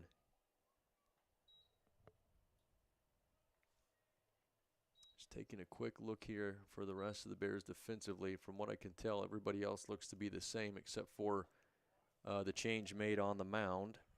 That pitch caught the inside corner. Smutney evens up the count now at a ball and a strike on Oster, the freshman third baseman. Here's the 1-1 pitch. Hit in the air, back up the middle. Cush coming in. He will make the catch on the line drive. So back-to-back flyouts for Elkhorn to center field for the first 2 outs here in the top of the 7th. And that brings up the designated hitter, Slade Wagner, for Elkhorn. He is 1 for 3 in the ball game with a single. He also has struck out and grounded out to 3rd. First pitch here is high for ball 1. 2 outs here in the 7th. Smutney with the wind and the pitch. Swung on and popped up back toward the fence, and that will get out of play as Gaskill turned and gave it a look. Ran out of room, though. The count's even now, 1 ball and 1 strike.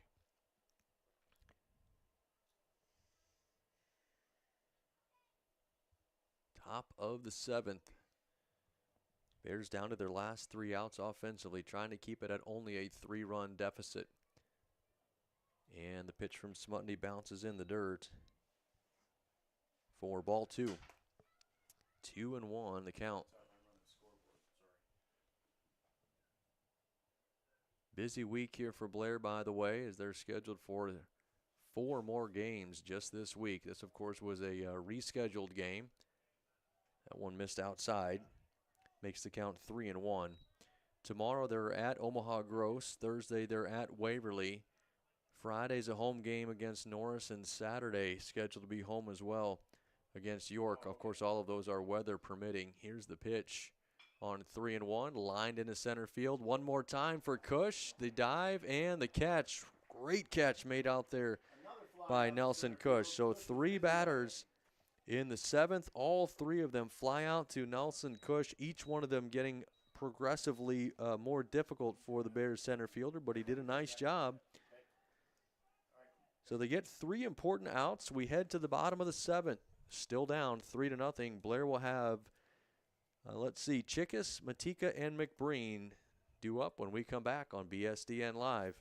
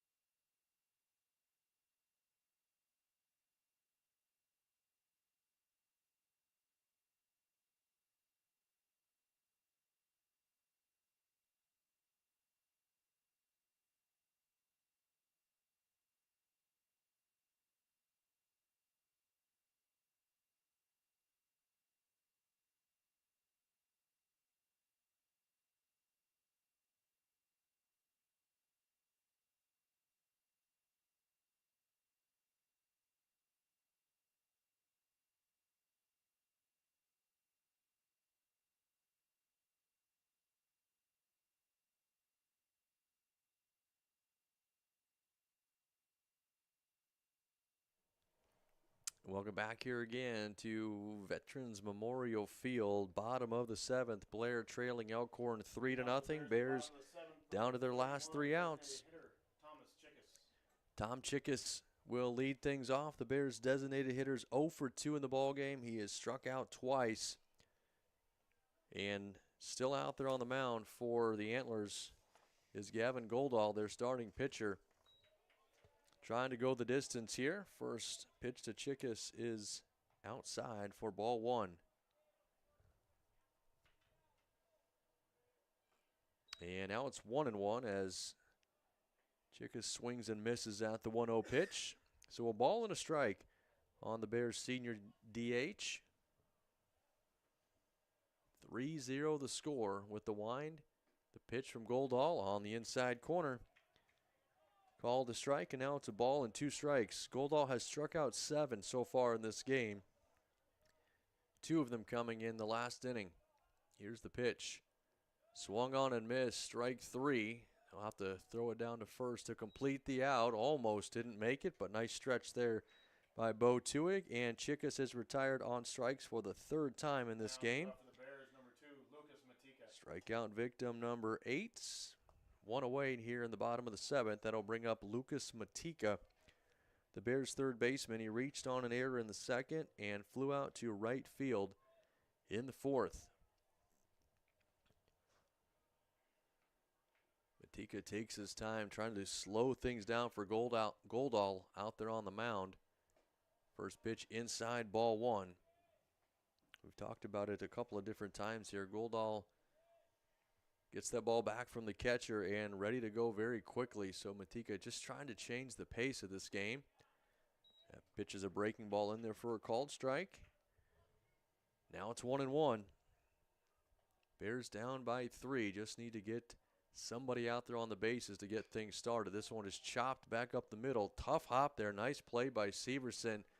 He will make the throw across the diamond for out number 2. That ball took a really funny hop that almost bounced from home plate. Would be to our left for the defense. Would have been a big bounce to Severson's right. Had some weird spin on it, but he did a nice job making the play. So there's now 2 away. The batter is a pinch hitter. It's Cam Wilkins, number 21. He swings and chops the first pitch foul. It's 0-1. Wilkins hitting in place of Aiden McBreen with 2 outs. He's the last out here, or last chance, I should say, for the Bears to try and get something going. Goldall trying to go the distance. I think he got the called strike there. I want to wait for a signal from our umpire here. I thought maybe some dust came up as well, so we'll see. Here's the pitch. Yeah, that's called strike 2. That's my fault there. The second pitch was a ball. Again, it's been my issue with the home plate umpire here for the duration of this game. It's a ball and 2 strikes now on Wilkins. The pitch off the outside part of the plate. Counts even now. 2 balls, 2 strikes with 2 outs here in the bottom of the 7th. Goldall with the wind and the pitch. Low and inside, ball 3. Nice job here by Wilkins, getting in there to battle and see if he can't get his way on base any way. He's unable to do so, though, as he looks at a called strike 3. That is strikeout number 9, out number 3 here in the bottom of the 7th, in a brilliant game by Gavin Goldall. He allows no runs. He strikes out 9. And set the Bears down in order, let's see, in innings 4, 5, 6, and 7. So Elkhorn moves to 5-3 on the season. Blair now 0-4. And as I mentioned just a moment ago, they have 4 more opportunities this week to get their first win. Tomorrow at Omaha Gross will be the next one. I want to thank all of our sponsors for allowing us or helping us to do this ball game. My thanks to Kelly for helping out here on site. And thanks to all of you for listening. We'll be back with you again sometime later this season for more Blair baseball. Until then, it's Brian Abraham saying so long from Veterans Memorial Field on BSDN Live.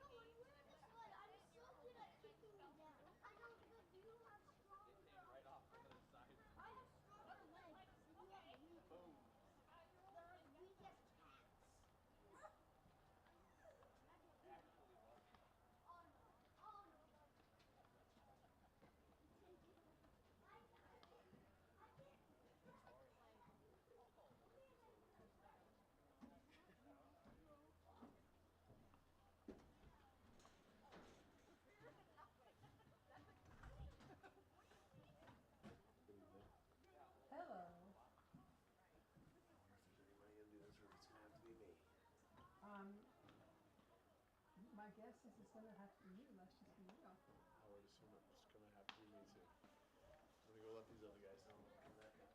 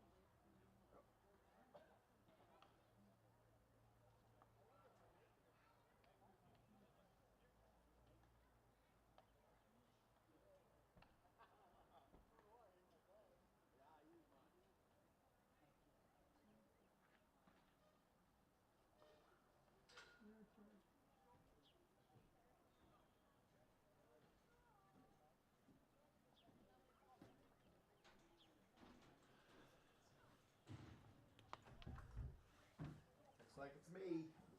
Somehow we figured that. Say, they weren't knocking on the door, so I figured it had to be the next person that walked through that door was elected. Right?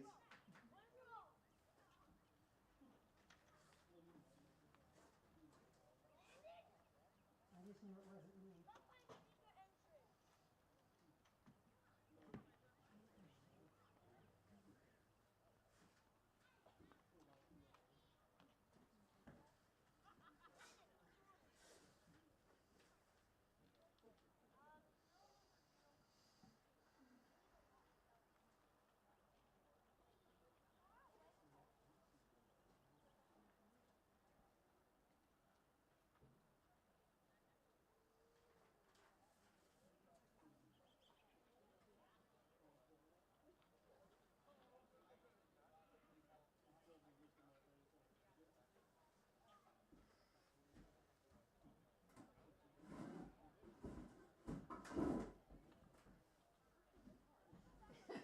That one's not gonna work. Nope. And this one's no better. This one's ours. The arm's all messed up on that one? Mhm. Alright, perfect. Push down the back of the arms and you'll realize it. Now you could probably Is do it it. sturdy? It's stable and sturdy. I don't know. The teens were using it the other day, so you'll probably be okay. It's not sturdy enough for me. I think I'm good. Okay. Oh boy. Maybe we'll be good. I know how to call 911 if needed. Yeah. Perfect.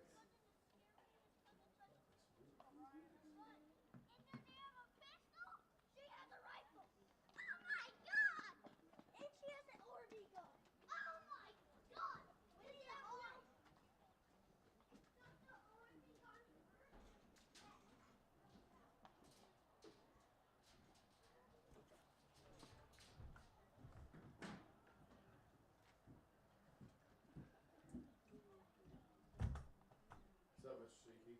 Still on JV game.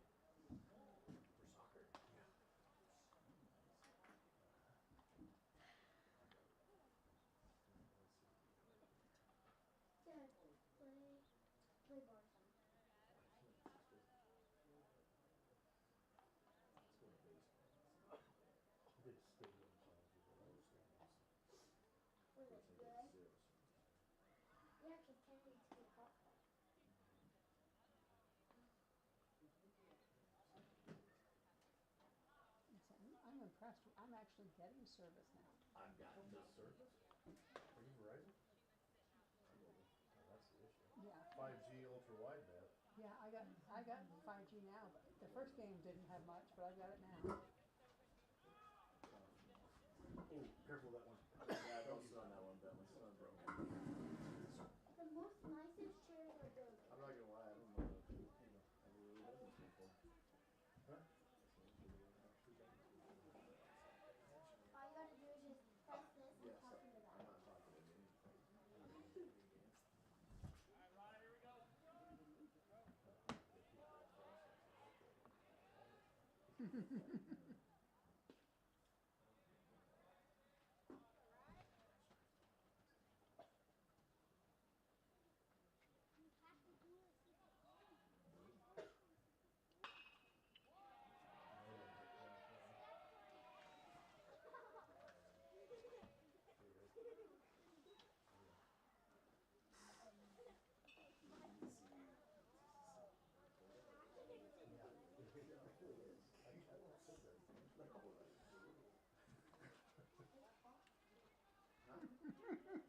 That'll Go change. outside then. We have to do the powder out here, and then we have to do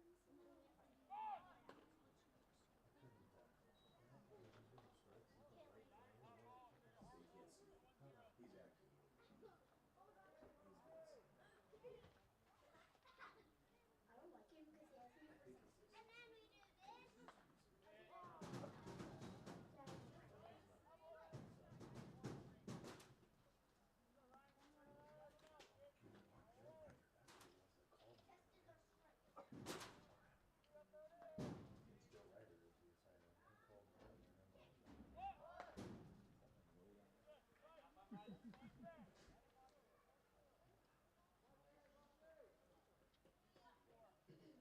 Hey, Joe, Tyler from Blair. I saw I missed a call from you earlier today.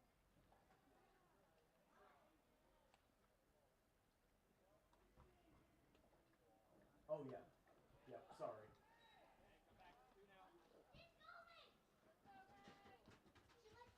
Oh, no. We were not canceled. We talked last week. We were good to go today, so. All right, thank you. Okay, bye.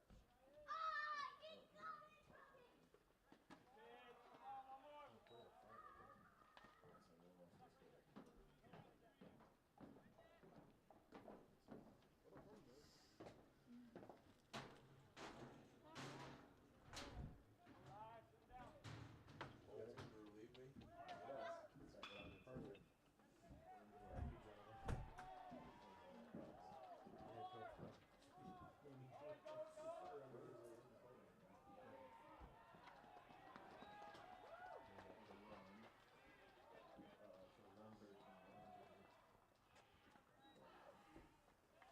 Gotta hit it twice. It's really annoying. The first one of the inning, you gotta hit it has to be twice. You guys want me to learn you out there first? Or Yeah, why not? okay. Learn you up. Teacher, ladies and gentlemen. So, Coach Munger talk. It's pretty easy. Way more better. Way more better. So these are balls and strikes. Plus one. Clear counts up here, so obviously the batter's out or gets on base, clear count. And then when it goes in play, you gotta make sure you hit in play. Okay, because that adds pitch to a pitcher. Yeah. Okay, so if it's in play on the visitor, you hit in play here because it adds a pitch. Somebody wants to strike first. So visitor. Visitor home. Yeah, but it's backwards. So when we're like right now, we're pitching, so you have to do that here, but yeah, runs and hits and everything. That makes sense because it's our pitcher that's pitching to us. So he's the one that added the pitches to it. So home pitcher would. Correct. And then to get to the next inning, you go up to 3 outs, and then you gotta hit out one more time. That goes to the next half inning. Should we do all that? There's mud. Yeah. There's This is pretty good strike. I like that on Disney. Who is it?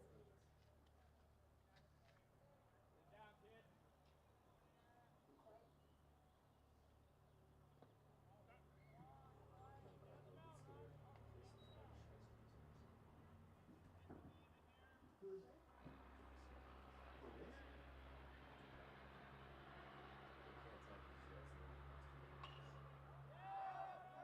I can't tell. Now, how do you do a foul ball? That counts too. You can just add a strike. No, not when there's 2 strikes, because it'll go. Yeah. It'll go to 3, which is substitute. Yeah. I know this is fancy league. I like the Asian better. Yeah. I like when you come got. with the new scoreboard. Yeah. I like the old one when you got the 3 strikes, it automatically would Kick kick it it back out over. and reset. Okay, you guys. Thanks, got it? fellas. All right, thanks. Appreciate it, guys. Thank you. Your shoes untied. I know, that's what I came up to ask you when you tied my shoe. Counted it and checked on something real quick. Back and forth. Did you get that one? What was it?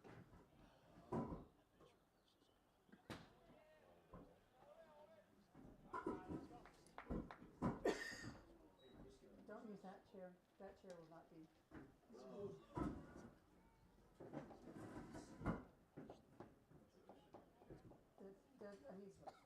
Yeah, other people have tried to pull it out, and so Mr. Suki said no.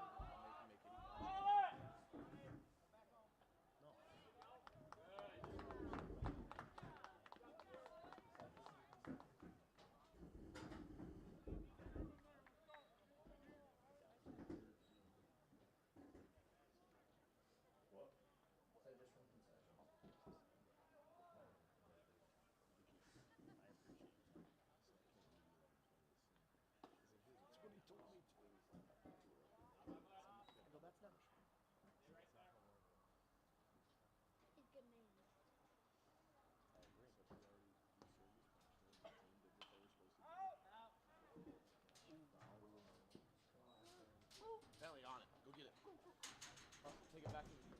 said, he gets a streak.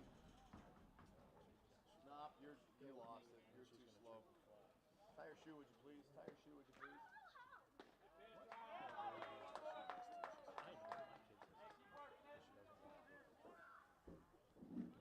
So what's one of them? Home pitcher? This one, that was a foul one.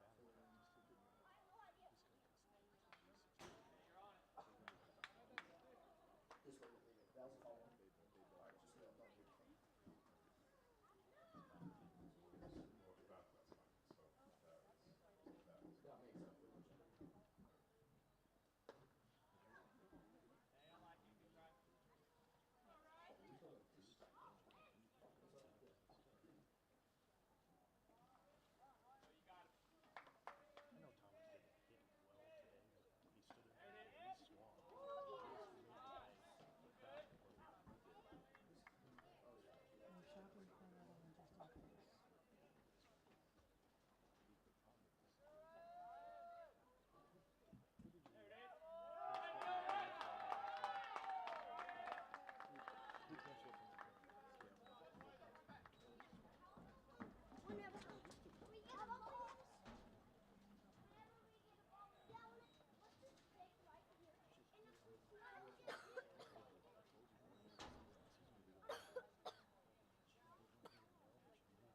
Yes, I knew it would come around. This one. Okay, come on. No, tie your own date shoe. I've tried tying it many times, but it won't be tied.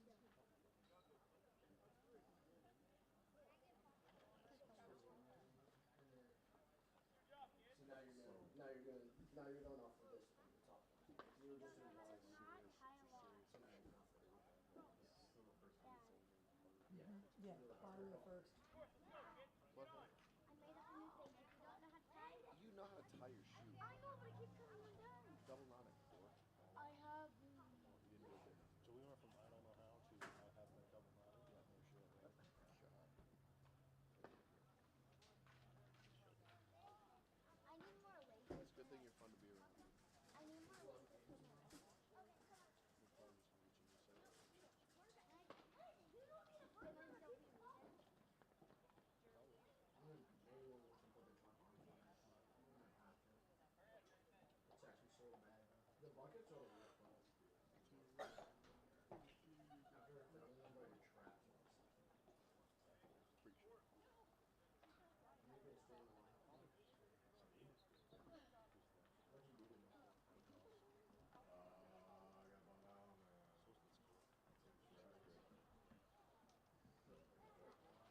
Right, yeah. Yeah, found out. I don't know why I wouldn't be on that. Yeah, we all.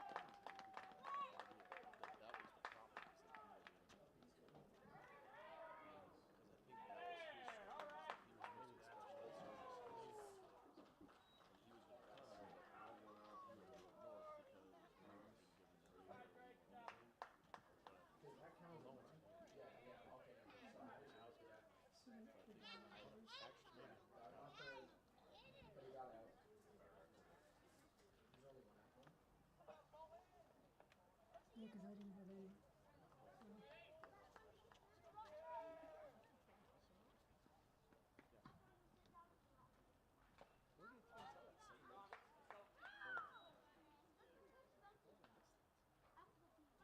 Oh no, we scored. We scored. It's 1-1. We had a guy on first base. Threw the ball down right field. I think it was on first base. I don't know, but we're gonna get the game on Saturday either. It's supposed to be cool as hell everywhere. The last 2 years,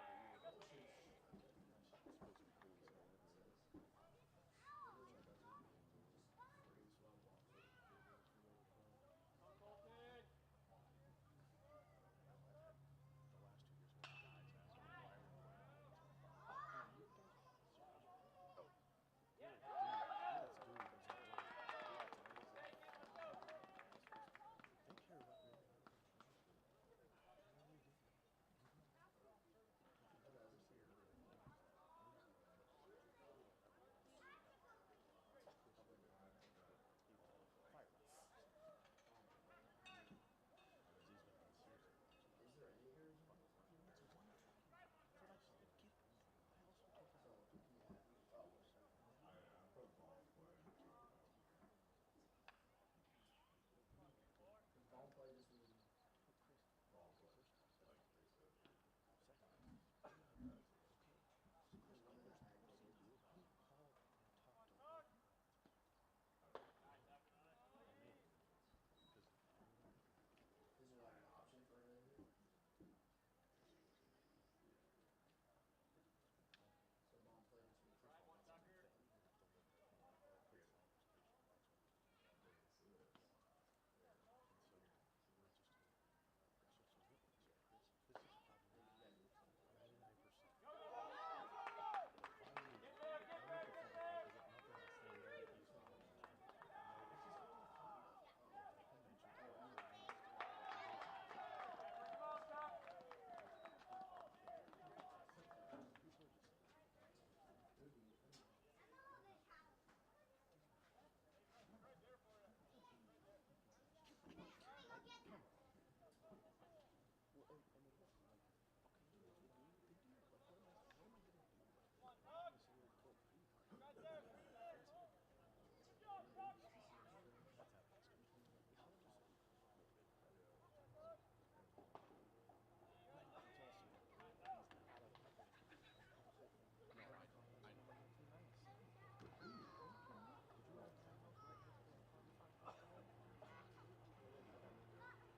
Did you know Cardinals might hit the top 5 fastball? Whatever. The thing is, like, the thing that kind of was a little bit, and I don't know why this is like, I apologize to him, is Scantron had a really nice arm, but it was he was like 30 years old. I know, they have like I mean, I'm sorry for Chase. For really good guys. There's been like 4 accidents over there. Why can't seriously, like, he has to Like, be. yeah, Oh, I'm sure he's done a little too. Like maybe. And then he gets his bag and he gets wet. I was just yeah, we're all females. Every basketball person would do that. Have that. Every basketball player would do that. We always had that. No, come on. And I would have never admitted it until I was No, in over high here, school. there's And my then you spider. saw it. And then I'm like, you guys are the only ones that don't set up your own shit. I have to set up all of it. There's no,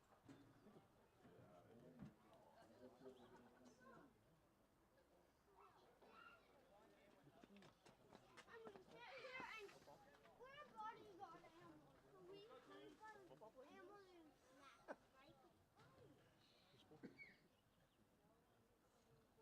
Wait, if we smash animals, that's bad for them. Because I'm conditioned? That's bad for them. It shouldn't be. Not Because mother. I'm not like the rest of the teams that would beat us. Eat mother. Like the rest of us teams. So they kill mother. Oh, we're going to control season, Chris. Yeah. On a lot, bud. Matter of fact, what time did track meet A start? fire killing mother acres. No. 15? No. Well, we had, well, You yeah. want to see my He's cat? he's a field event coach, so he Okay. was early. I I totally And understand. I have a left. I have a. I have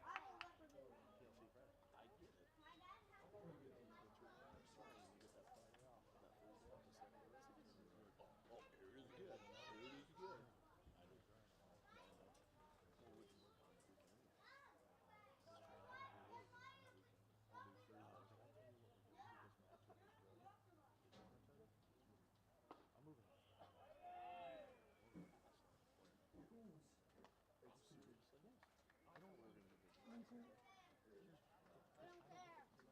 We don't care.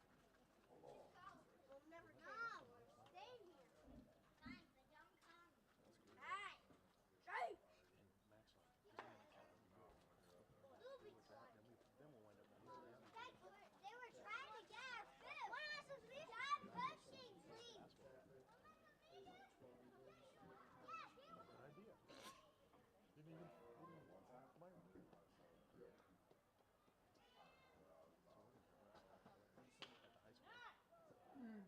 Oh, well, you got to make a choice. We can do.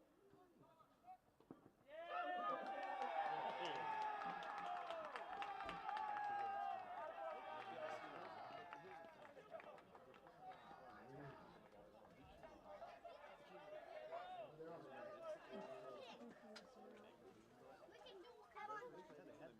I'm like, oh no, you're going to work.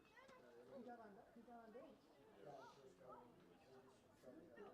See, this is why I need you. Works well when there's two people.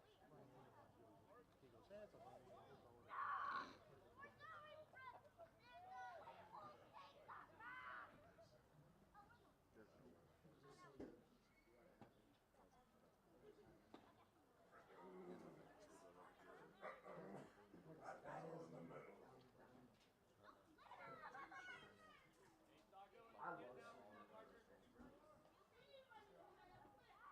Is it a zero turn? Or is it? So it's like the one that's like.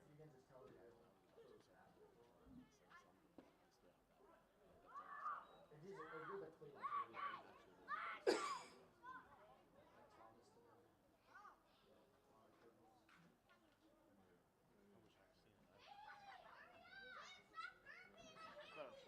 Still doesn't mean I think that irritates me most is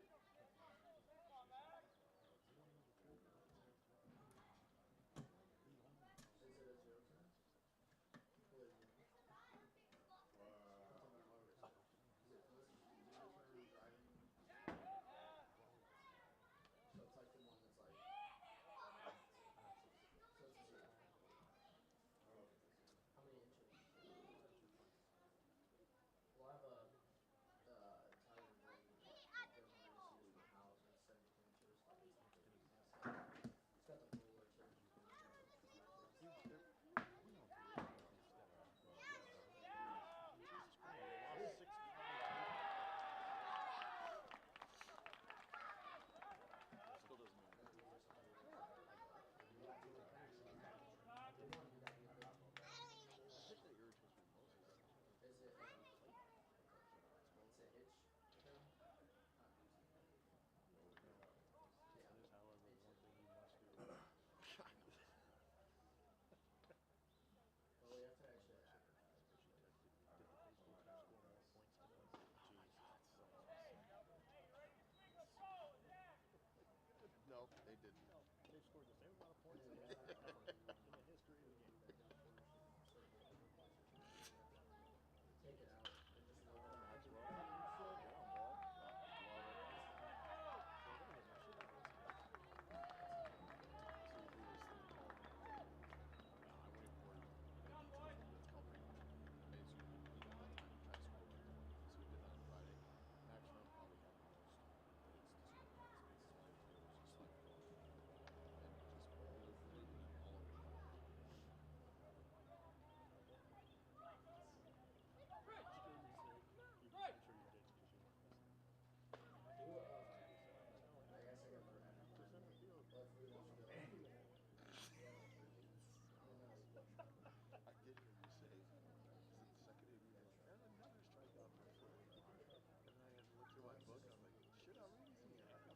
That sound like he had 17 strikeouts. 2 at that point. He had 3 at that point. You said another one. I was like, what is he doing up there?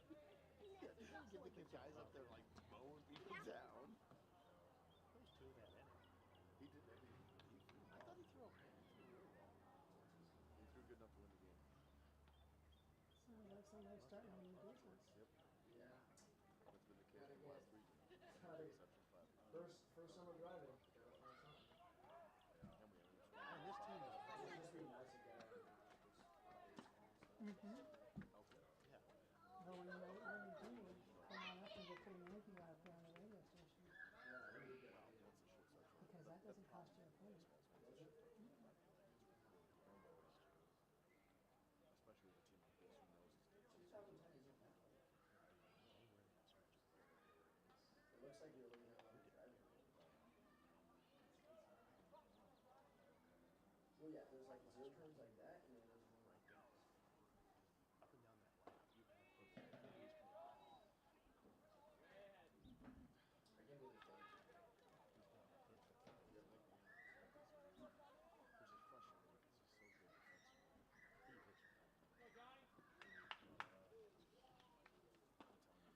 Which is frustrating because he's so good defensively. he hits you. I'm telling you, man, he's head and shoulders better than anybody else on the team. His mental attitude, his mental focus on the game, the way he approaches everything. When Cooper was hurt, if Bradley wasn't hurt, he would have been 12. Point is the What's the total crap on this new crap? honestly, before you. Dad, how about you go first and I go second? Go. So the next morning, Brad and Bobby were both in the house. So I brought him in and Pat was feeling it. I said, guys, you know, up in the weight room, first thing in the morning, after the greeting, we're done with the game at 10:30. Is that automatically advance you on that? I think most of switch Yeah, back mine- to scoring.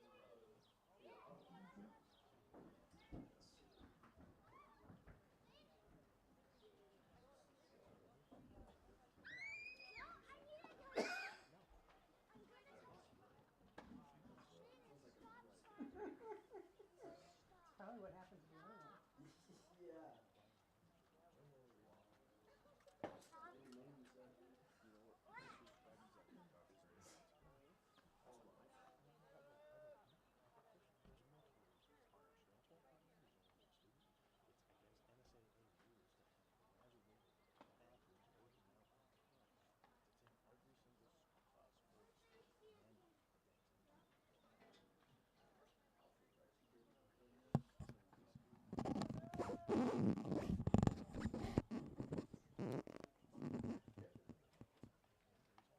It's in every single sports manual against If we put the tarp on, I feel like we should just keep touching this one. Like, I mean, we're not playing.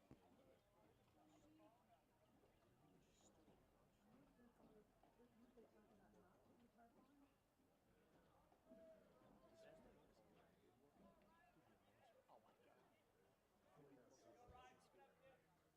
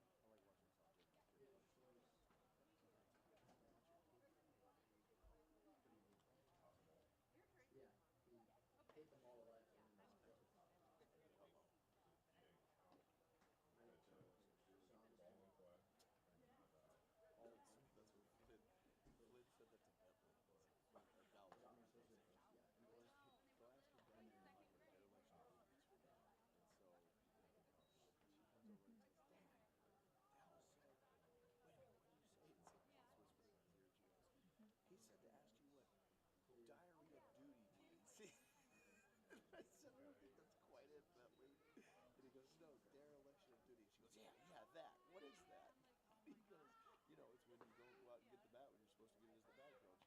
He goes, I don't get it for the other team. I just get it for our team. It was just hilarious. Huh? Please do. Yeah, Blair looks like maybe getting away with it. I wonder if, I wonder where he's sitting at.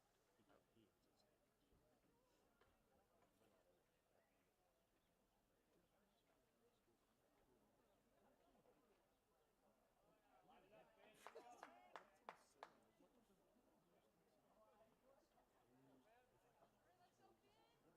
I don't even know if he's he may be a state usher, I guess. He is a state usher. But not over there. Dude, I was just walking around school for like 2 hours. How can you be? That's insane. Like, what the fuck do those things even mean? If I can imagine, what the hell do kids I don't do? know why he's so frustrated, dude. He needs his own thing. Listen, I don't know if you know this, Dawkins. In super high schools, people are going to talk.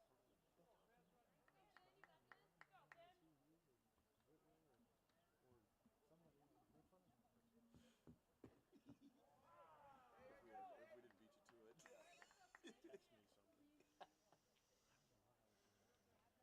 like that. That's fine. And when I see you or Whitwell or somebody make fun of them for it. If we didn't beat you to it. Text me something. I don't know what I was doing one night. I was doing a transition. You know how it pulls up a group that you've already talked to. And it was I think it was you, me, Whitwell, and Chad. And it was at a football game. And it was Whitwell, Dylan guy, and There I was said, no, but there was a text. There was a text that got sent in that group because that popped up on mine too. There was a text that got sent in that group. oh, I sent it for Mark's freaking car event. Was that in that group? I don't know if it was. It came up though because I saw it. I was like, Jesus, how old is this text group? That was from football season. Who was in there? Because I sent that picture of the freaking car. It's in there somewhere because I had the same one come up. It was quite comical actually. Lucy's here for Lucas, so Come with a cooler. That's not that bad. No, it was. I can probably find it. I'll post it. maybe he's gonna be That's what it was. What are they talking about? She was saying Check that it out. they Is it this one?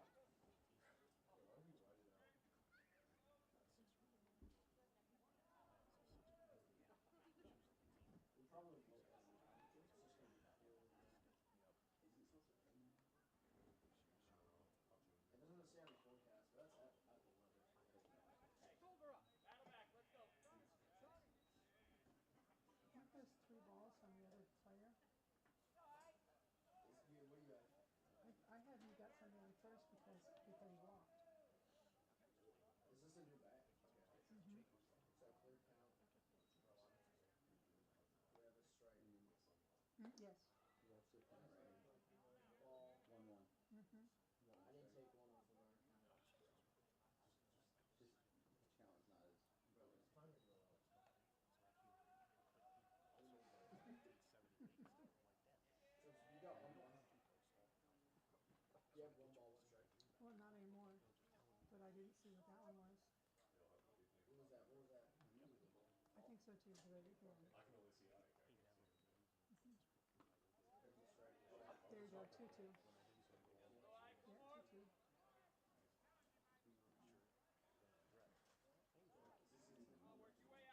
I'm glad I'm not the only one that gets distracted. Jason is bigger than Ike. He is, bro. I don't know why it's like shiesty. Just distracting. No. That I know. I got it. It's like that's like the joke about the Tom Hardy Expressway. Casey doesn't. That's a question on the Tom Hardy Expressway. You know that? I don't hate it. That's the first I've heard that.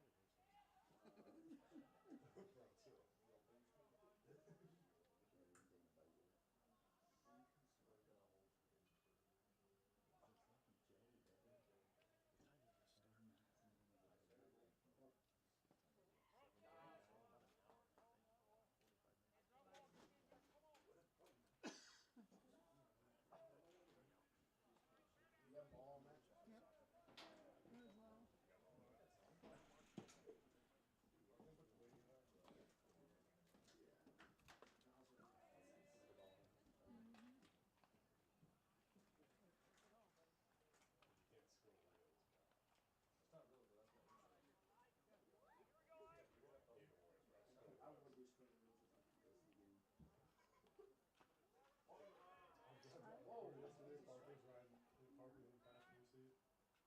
Dodge Challenger rolls by. No, yeah, we saw that. It was like, He turns around, screams in my ear, "Gus, look at!" I damn near just jumped and slid.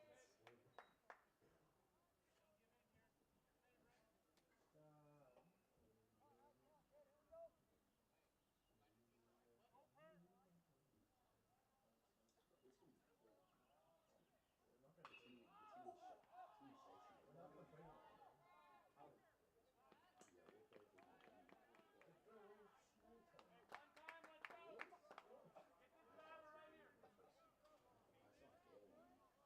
No, we can't play tomorrow. No varsity.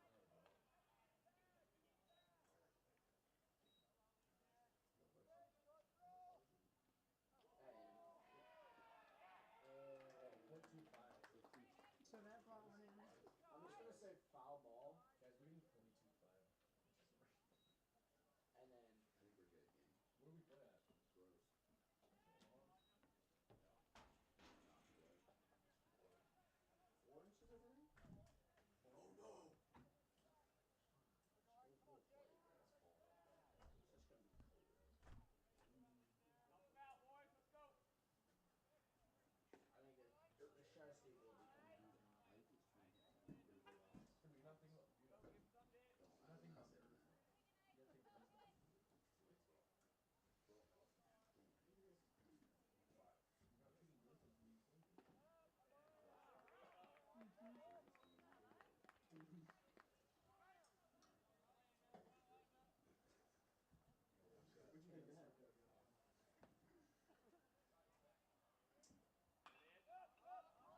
What'd you think that? Where's that at? Yo, John, get that. No, John dropped that? Holy shit, wait.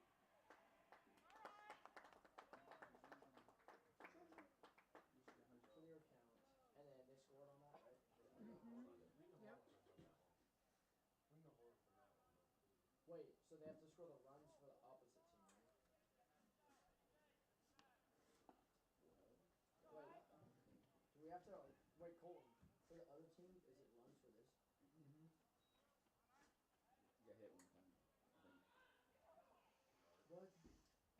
How does this work? When you turn it on, it puts a 0 hard side. You gotta hit it. There you go. Catch it. We're scoring another one. They just scored another. Wrong for it. Yeah. Jeez Louise, everybody. They have another run. Why are Mm-hmm. you even naming people? Gosh dang it, Dick. You're naming people.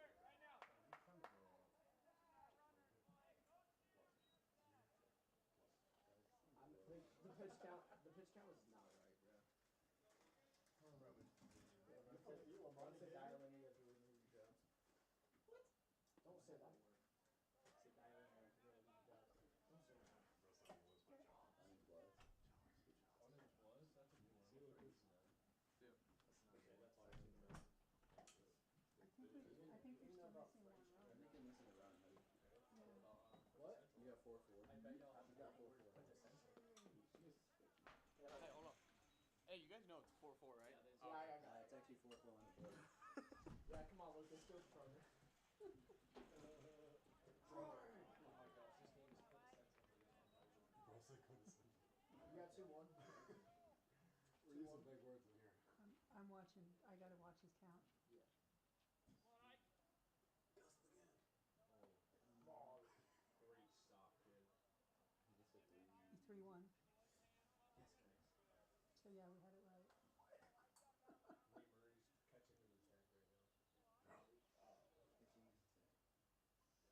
Nate Murray's catching in the tank right now.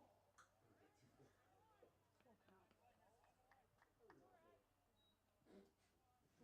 You were a big tech guy back in the day. That was like your Flynn era. That was your Flynn era. In your 2-3, I was a tech demon. They called me tech. They called me They All called me right. tech. Put another one in on him. Another run. Walk. Well, how did that big Bertha do that? Oh, Kidding, I like that guy. He's nice. 2023 Atlas is so tough. That's not good for Ben, right? That I is a got sign. Brandon saxophone. 4-8. That's not good. Hunter. You're low-key an ultra. Oh, I know this one. Yo, Hudson. Lock in. Yo, Dracy. It's a ball in play? That is done. Big You're game. low-key an ultra fucking trainer. You're low-key an ultra veterinarian. You just need to burn down to like You that. judge people, bro. Me? Yeah, you're a person who judges people. You just said that kid's not telling his poor team. I'm low-key an ultra veterinarian. I may get for that one. No, park It's on my word of the day. It's my word of the day. What is this mean? My word of the day? I just wanted to leave. Yo, cool. Even demonic. Or even demonic. Even demonic. Because of that one means. That means some fulfillment through purposeful action. You guys give me a eudaimonic energy whenever I hear them. Is it like the little Roblox? Have you ever seen the Wait, no, wait. image with the shoes Yo, on? bro, we are so. Yeah. That front? AI horse. AI horse. Yo! Have you guys actually done it? Oh my This goodness. is good. Yeah. I just think it's like, yo, bro, we are so top time. Nah, bro, we're handsome for you. Yeah, my, yeah, like it's a party. It's incredible. Come on, is this thing on? Yeah, my good. Hello, yes. Bro, showed me out in Spanish. I think you're in game chat. You're in a different server, bro. I need to use a VPN. Contumacious.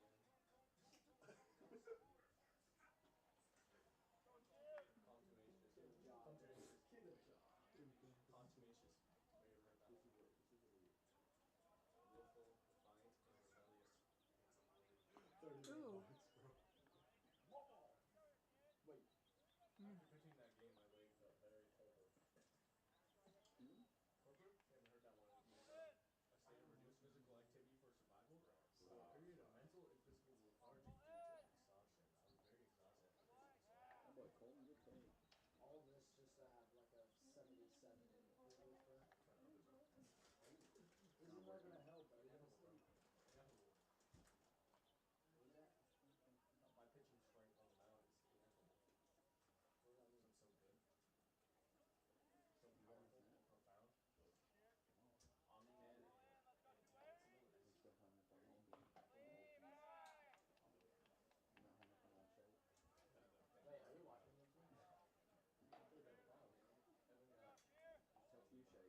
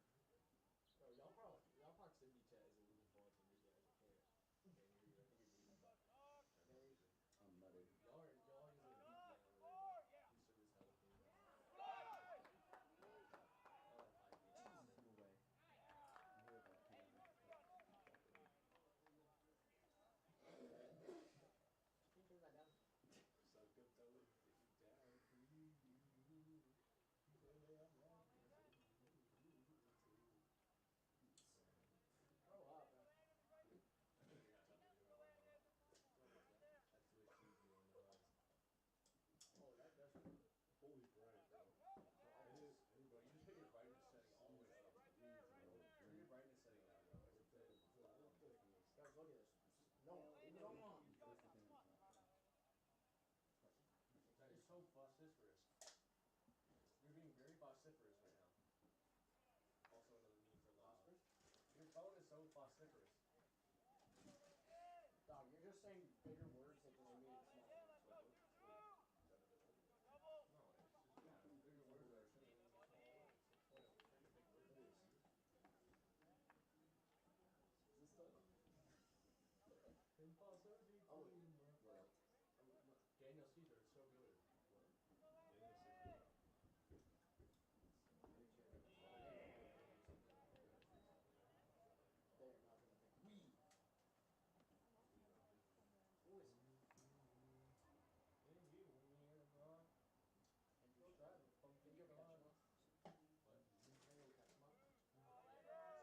Did you ever catch him up? What? Did you ever catch him up? I feel like they might catch Jakey just so he can just like this. But then again, now it's not like a study because people go like that all the time. Jakey has like a weird voice. Yeah. So One of the Mexicans. See me. I think it's actually Nate Walker. I can smell as well. That's me. That's what it is. He sends to Nate. Honey. Bro, throw up. Fat Bros? Oh my god. You're good when you Can I get the water gang? You got some water? Get some water. Bro. You just wait. Stop. Just eat your filter. Eat and drink the food.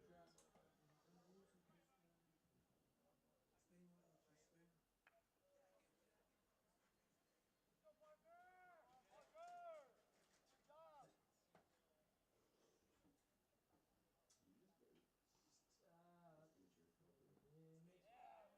Dude, we have generational player ballsmiths or something.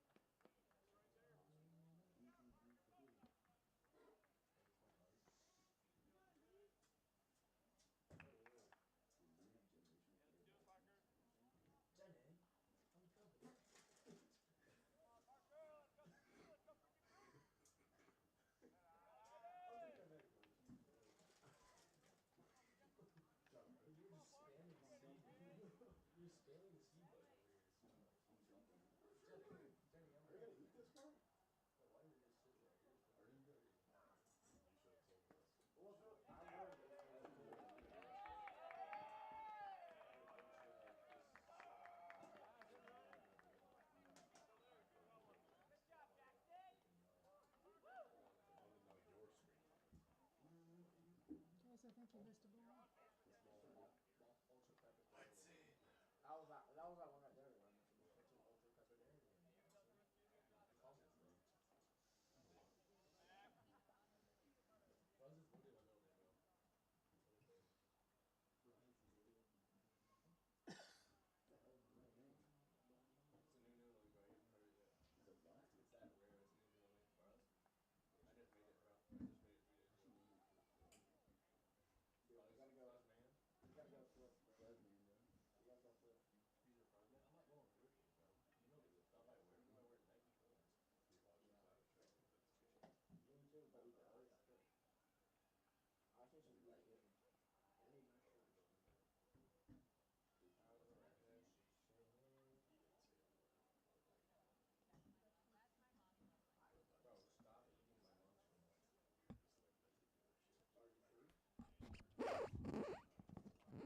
Are you sure? I'm sizzling. Buy some shit and you just like Sizzle. sit there. Sizzle. That's loud. Sizzle. How are you? Stop. Just order farming. Yeah. Bro, I order farm on the daily. Like, On the Brevin daily? will get type of order. He watches this play scenes in his spot the entire time. I'll just sit there like 5 walking by. You gotta eat. Sit down. Who's batting? Is that And then I Max? walk. I can go walk. To your. Come on, Max. Hot. Mm-hmm. No, he won't. You'll come to the. Oh, That's your box, Max. That's your I thought box. he was hitting that one. He's like, take all the shit. I was like, We stop. can't hear you now. Your box, You're Max. game tag. You're game tag, gang. Stop talking. here's the basefield. Obesity, man. This isn't crossplay. You're weird, man. You're weird, bro. He's beat the enemy. The best part about it is that it's like, Did PewDiePie just steal? Mm-hmm. That's what they call him.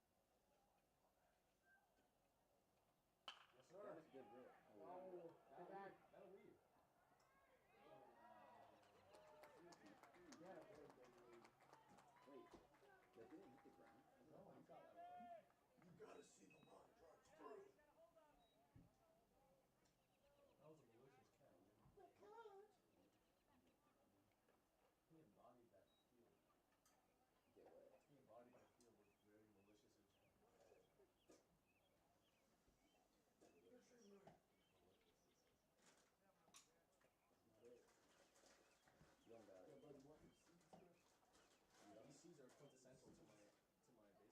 Sometimes you miss those quintessential, bro. Why, bro? That's like, I don't know if these words are very feasible. what do you mean? Who's Shakespeare with these words, Quincy's bro? phase of that, bro. I am great at that, bro. I can't talk about that's what they call me, bro. They call me Chase. Butters. Chase Butters, bro. That's what they call me. That's what they call you.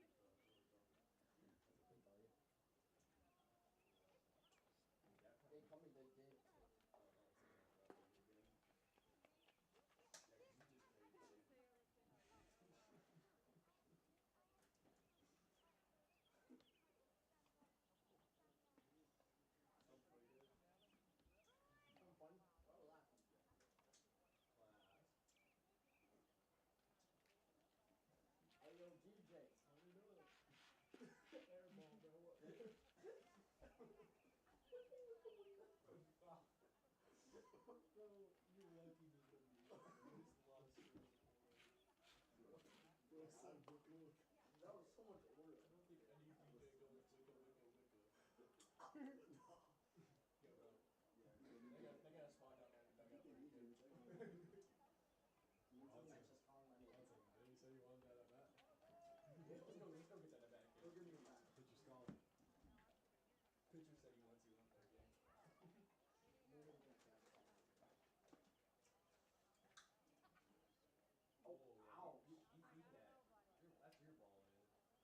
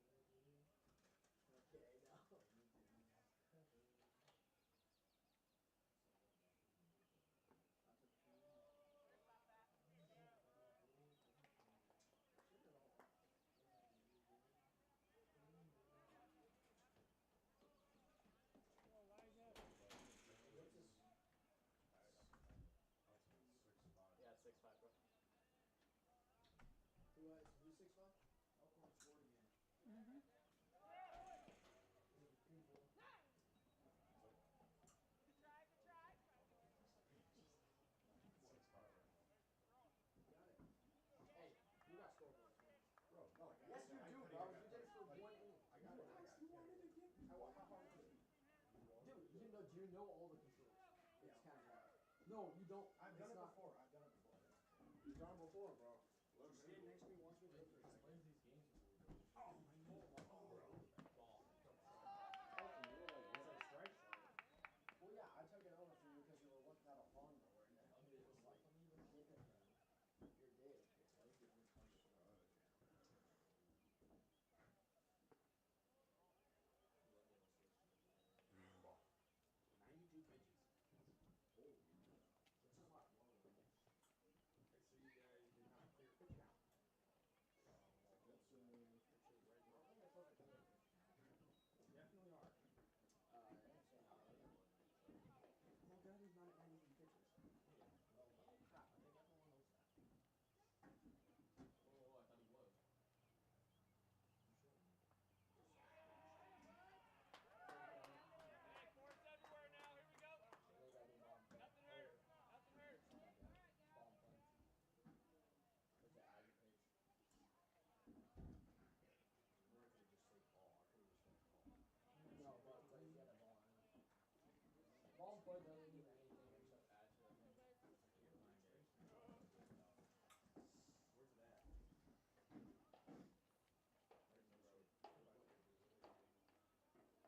shit. Yeah. Oh, I haven't done it yet. What's up, Gavin? Good job. Crazy This good. guy's so good. Where Drew played at 99. It's like, Don't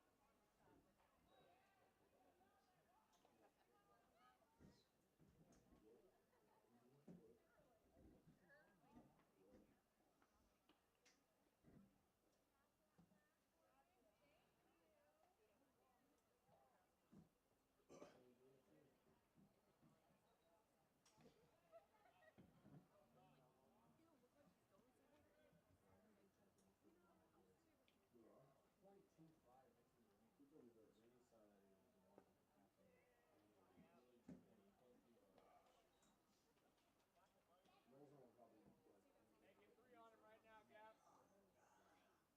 Rosen will probably like Taking individually 3 use on him those right now, ones. Gav. Point two five It inches will of rainfall. depend on when I get the Lots of So, confidence.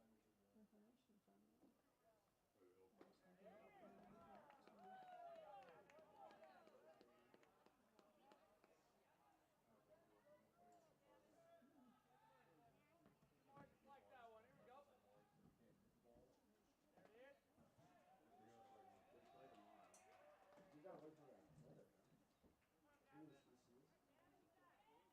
Oh, my mom. What do you mean? We can play at Gross tomorrow. How are you on the Give phone? another Are one. you not? Dude, those have insurance too. How are you? No, but they probably have cars. Jeez, the whole freaking team's going over the freeway. Are we gonna shoot out? Looks like it. I hope we just hit that door tomorrow, though. I think we'll play.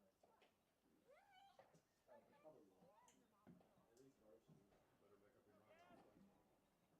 Play tomorrow. Varsity starts up. Remember- No, varsity's later. No, they changed varsity. They moved it back. CQ was telling him during his first day.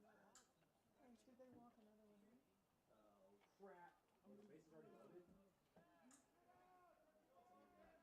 What do you mean? Yes, fill up. We'll First one. we'll go to game changer. Yeah, there's the right change for today. Yeah. Thank you for that one.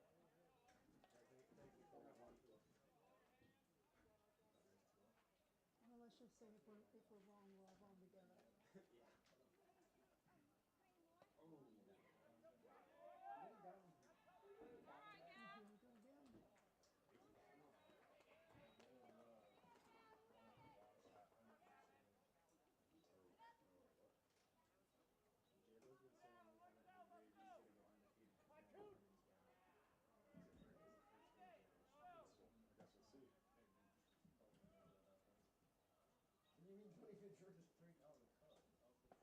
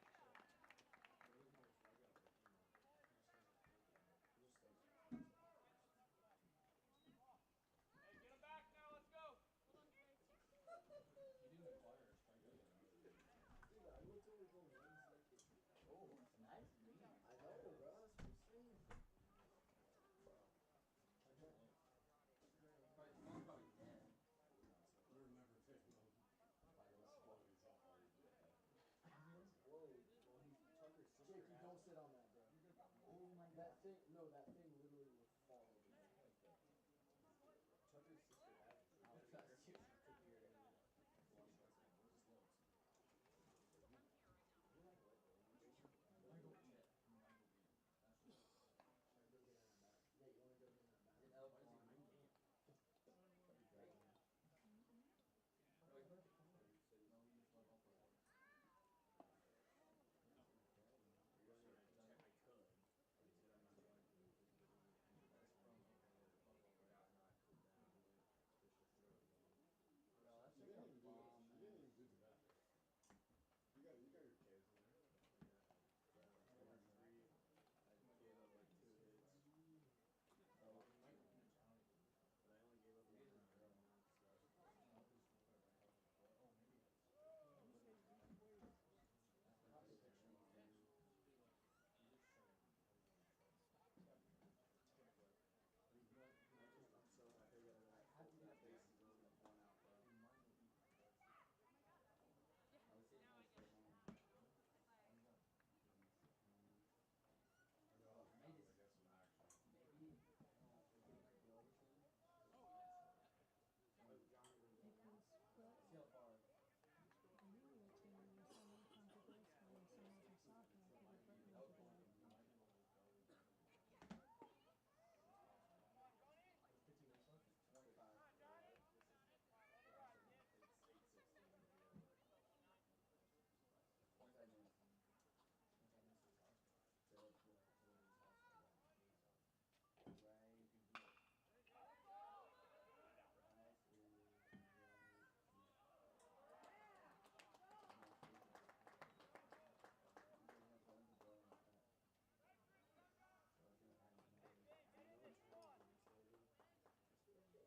But we're the fucking. Let's go to Actually, I can tell you. no, we don't have no time. No time. It's saving. Did you say no tug? Going hot Yeah, forever? they I were think not we'll planning probably, to. we'll probably run What? JP, we'll probably play tomorrow. What? We'll probably play. Oh yeah, we do. You're not gonna be there for long. Looks like it started at 6:48.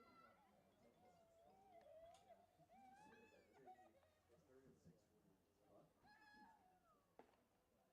They want me to for the game. Yeah, this is bottom. They just, is it bottom right now? Yeah, because we're home. Mm-hmm. Bottom of 4. We need this. Maybe hustle. Let's go. More Finn! Finn ball. Getting close, Finn. Here we go. Yes, no. You're not gonna get eliminated, right? I'm not worried about getting eliminated. I want to get him because Hudson is gonna be a. Their entire friend group is still in. I could have. Well, I wanted to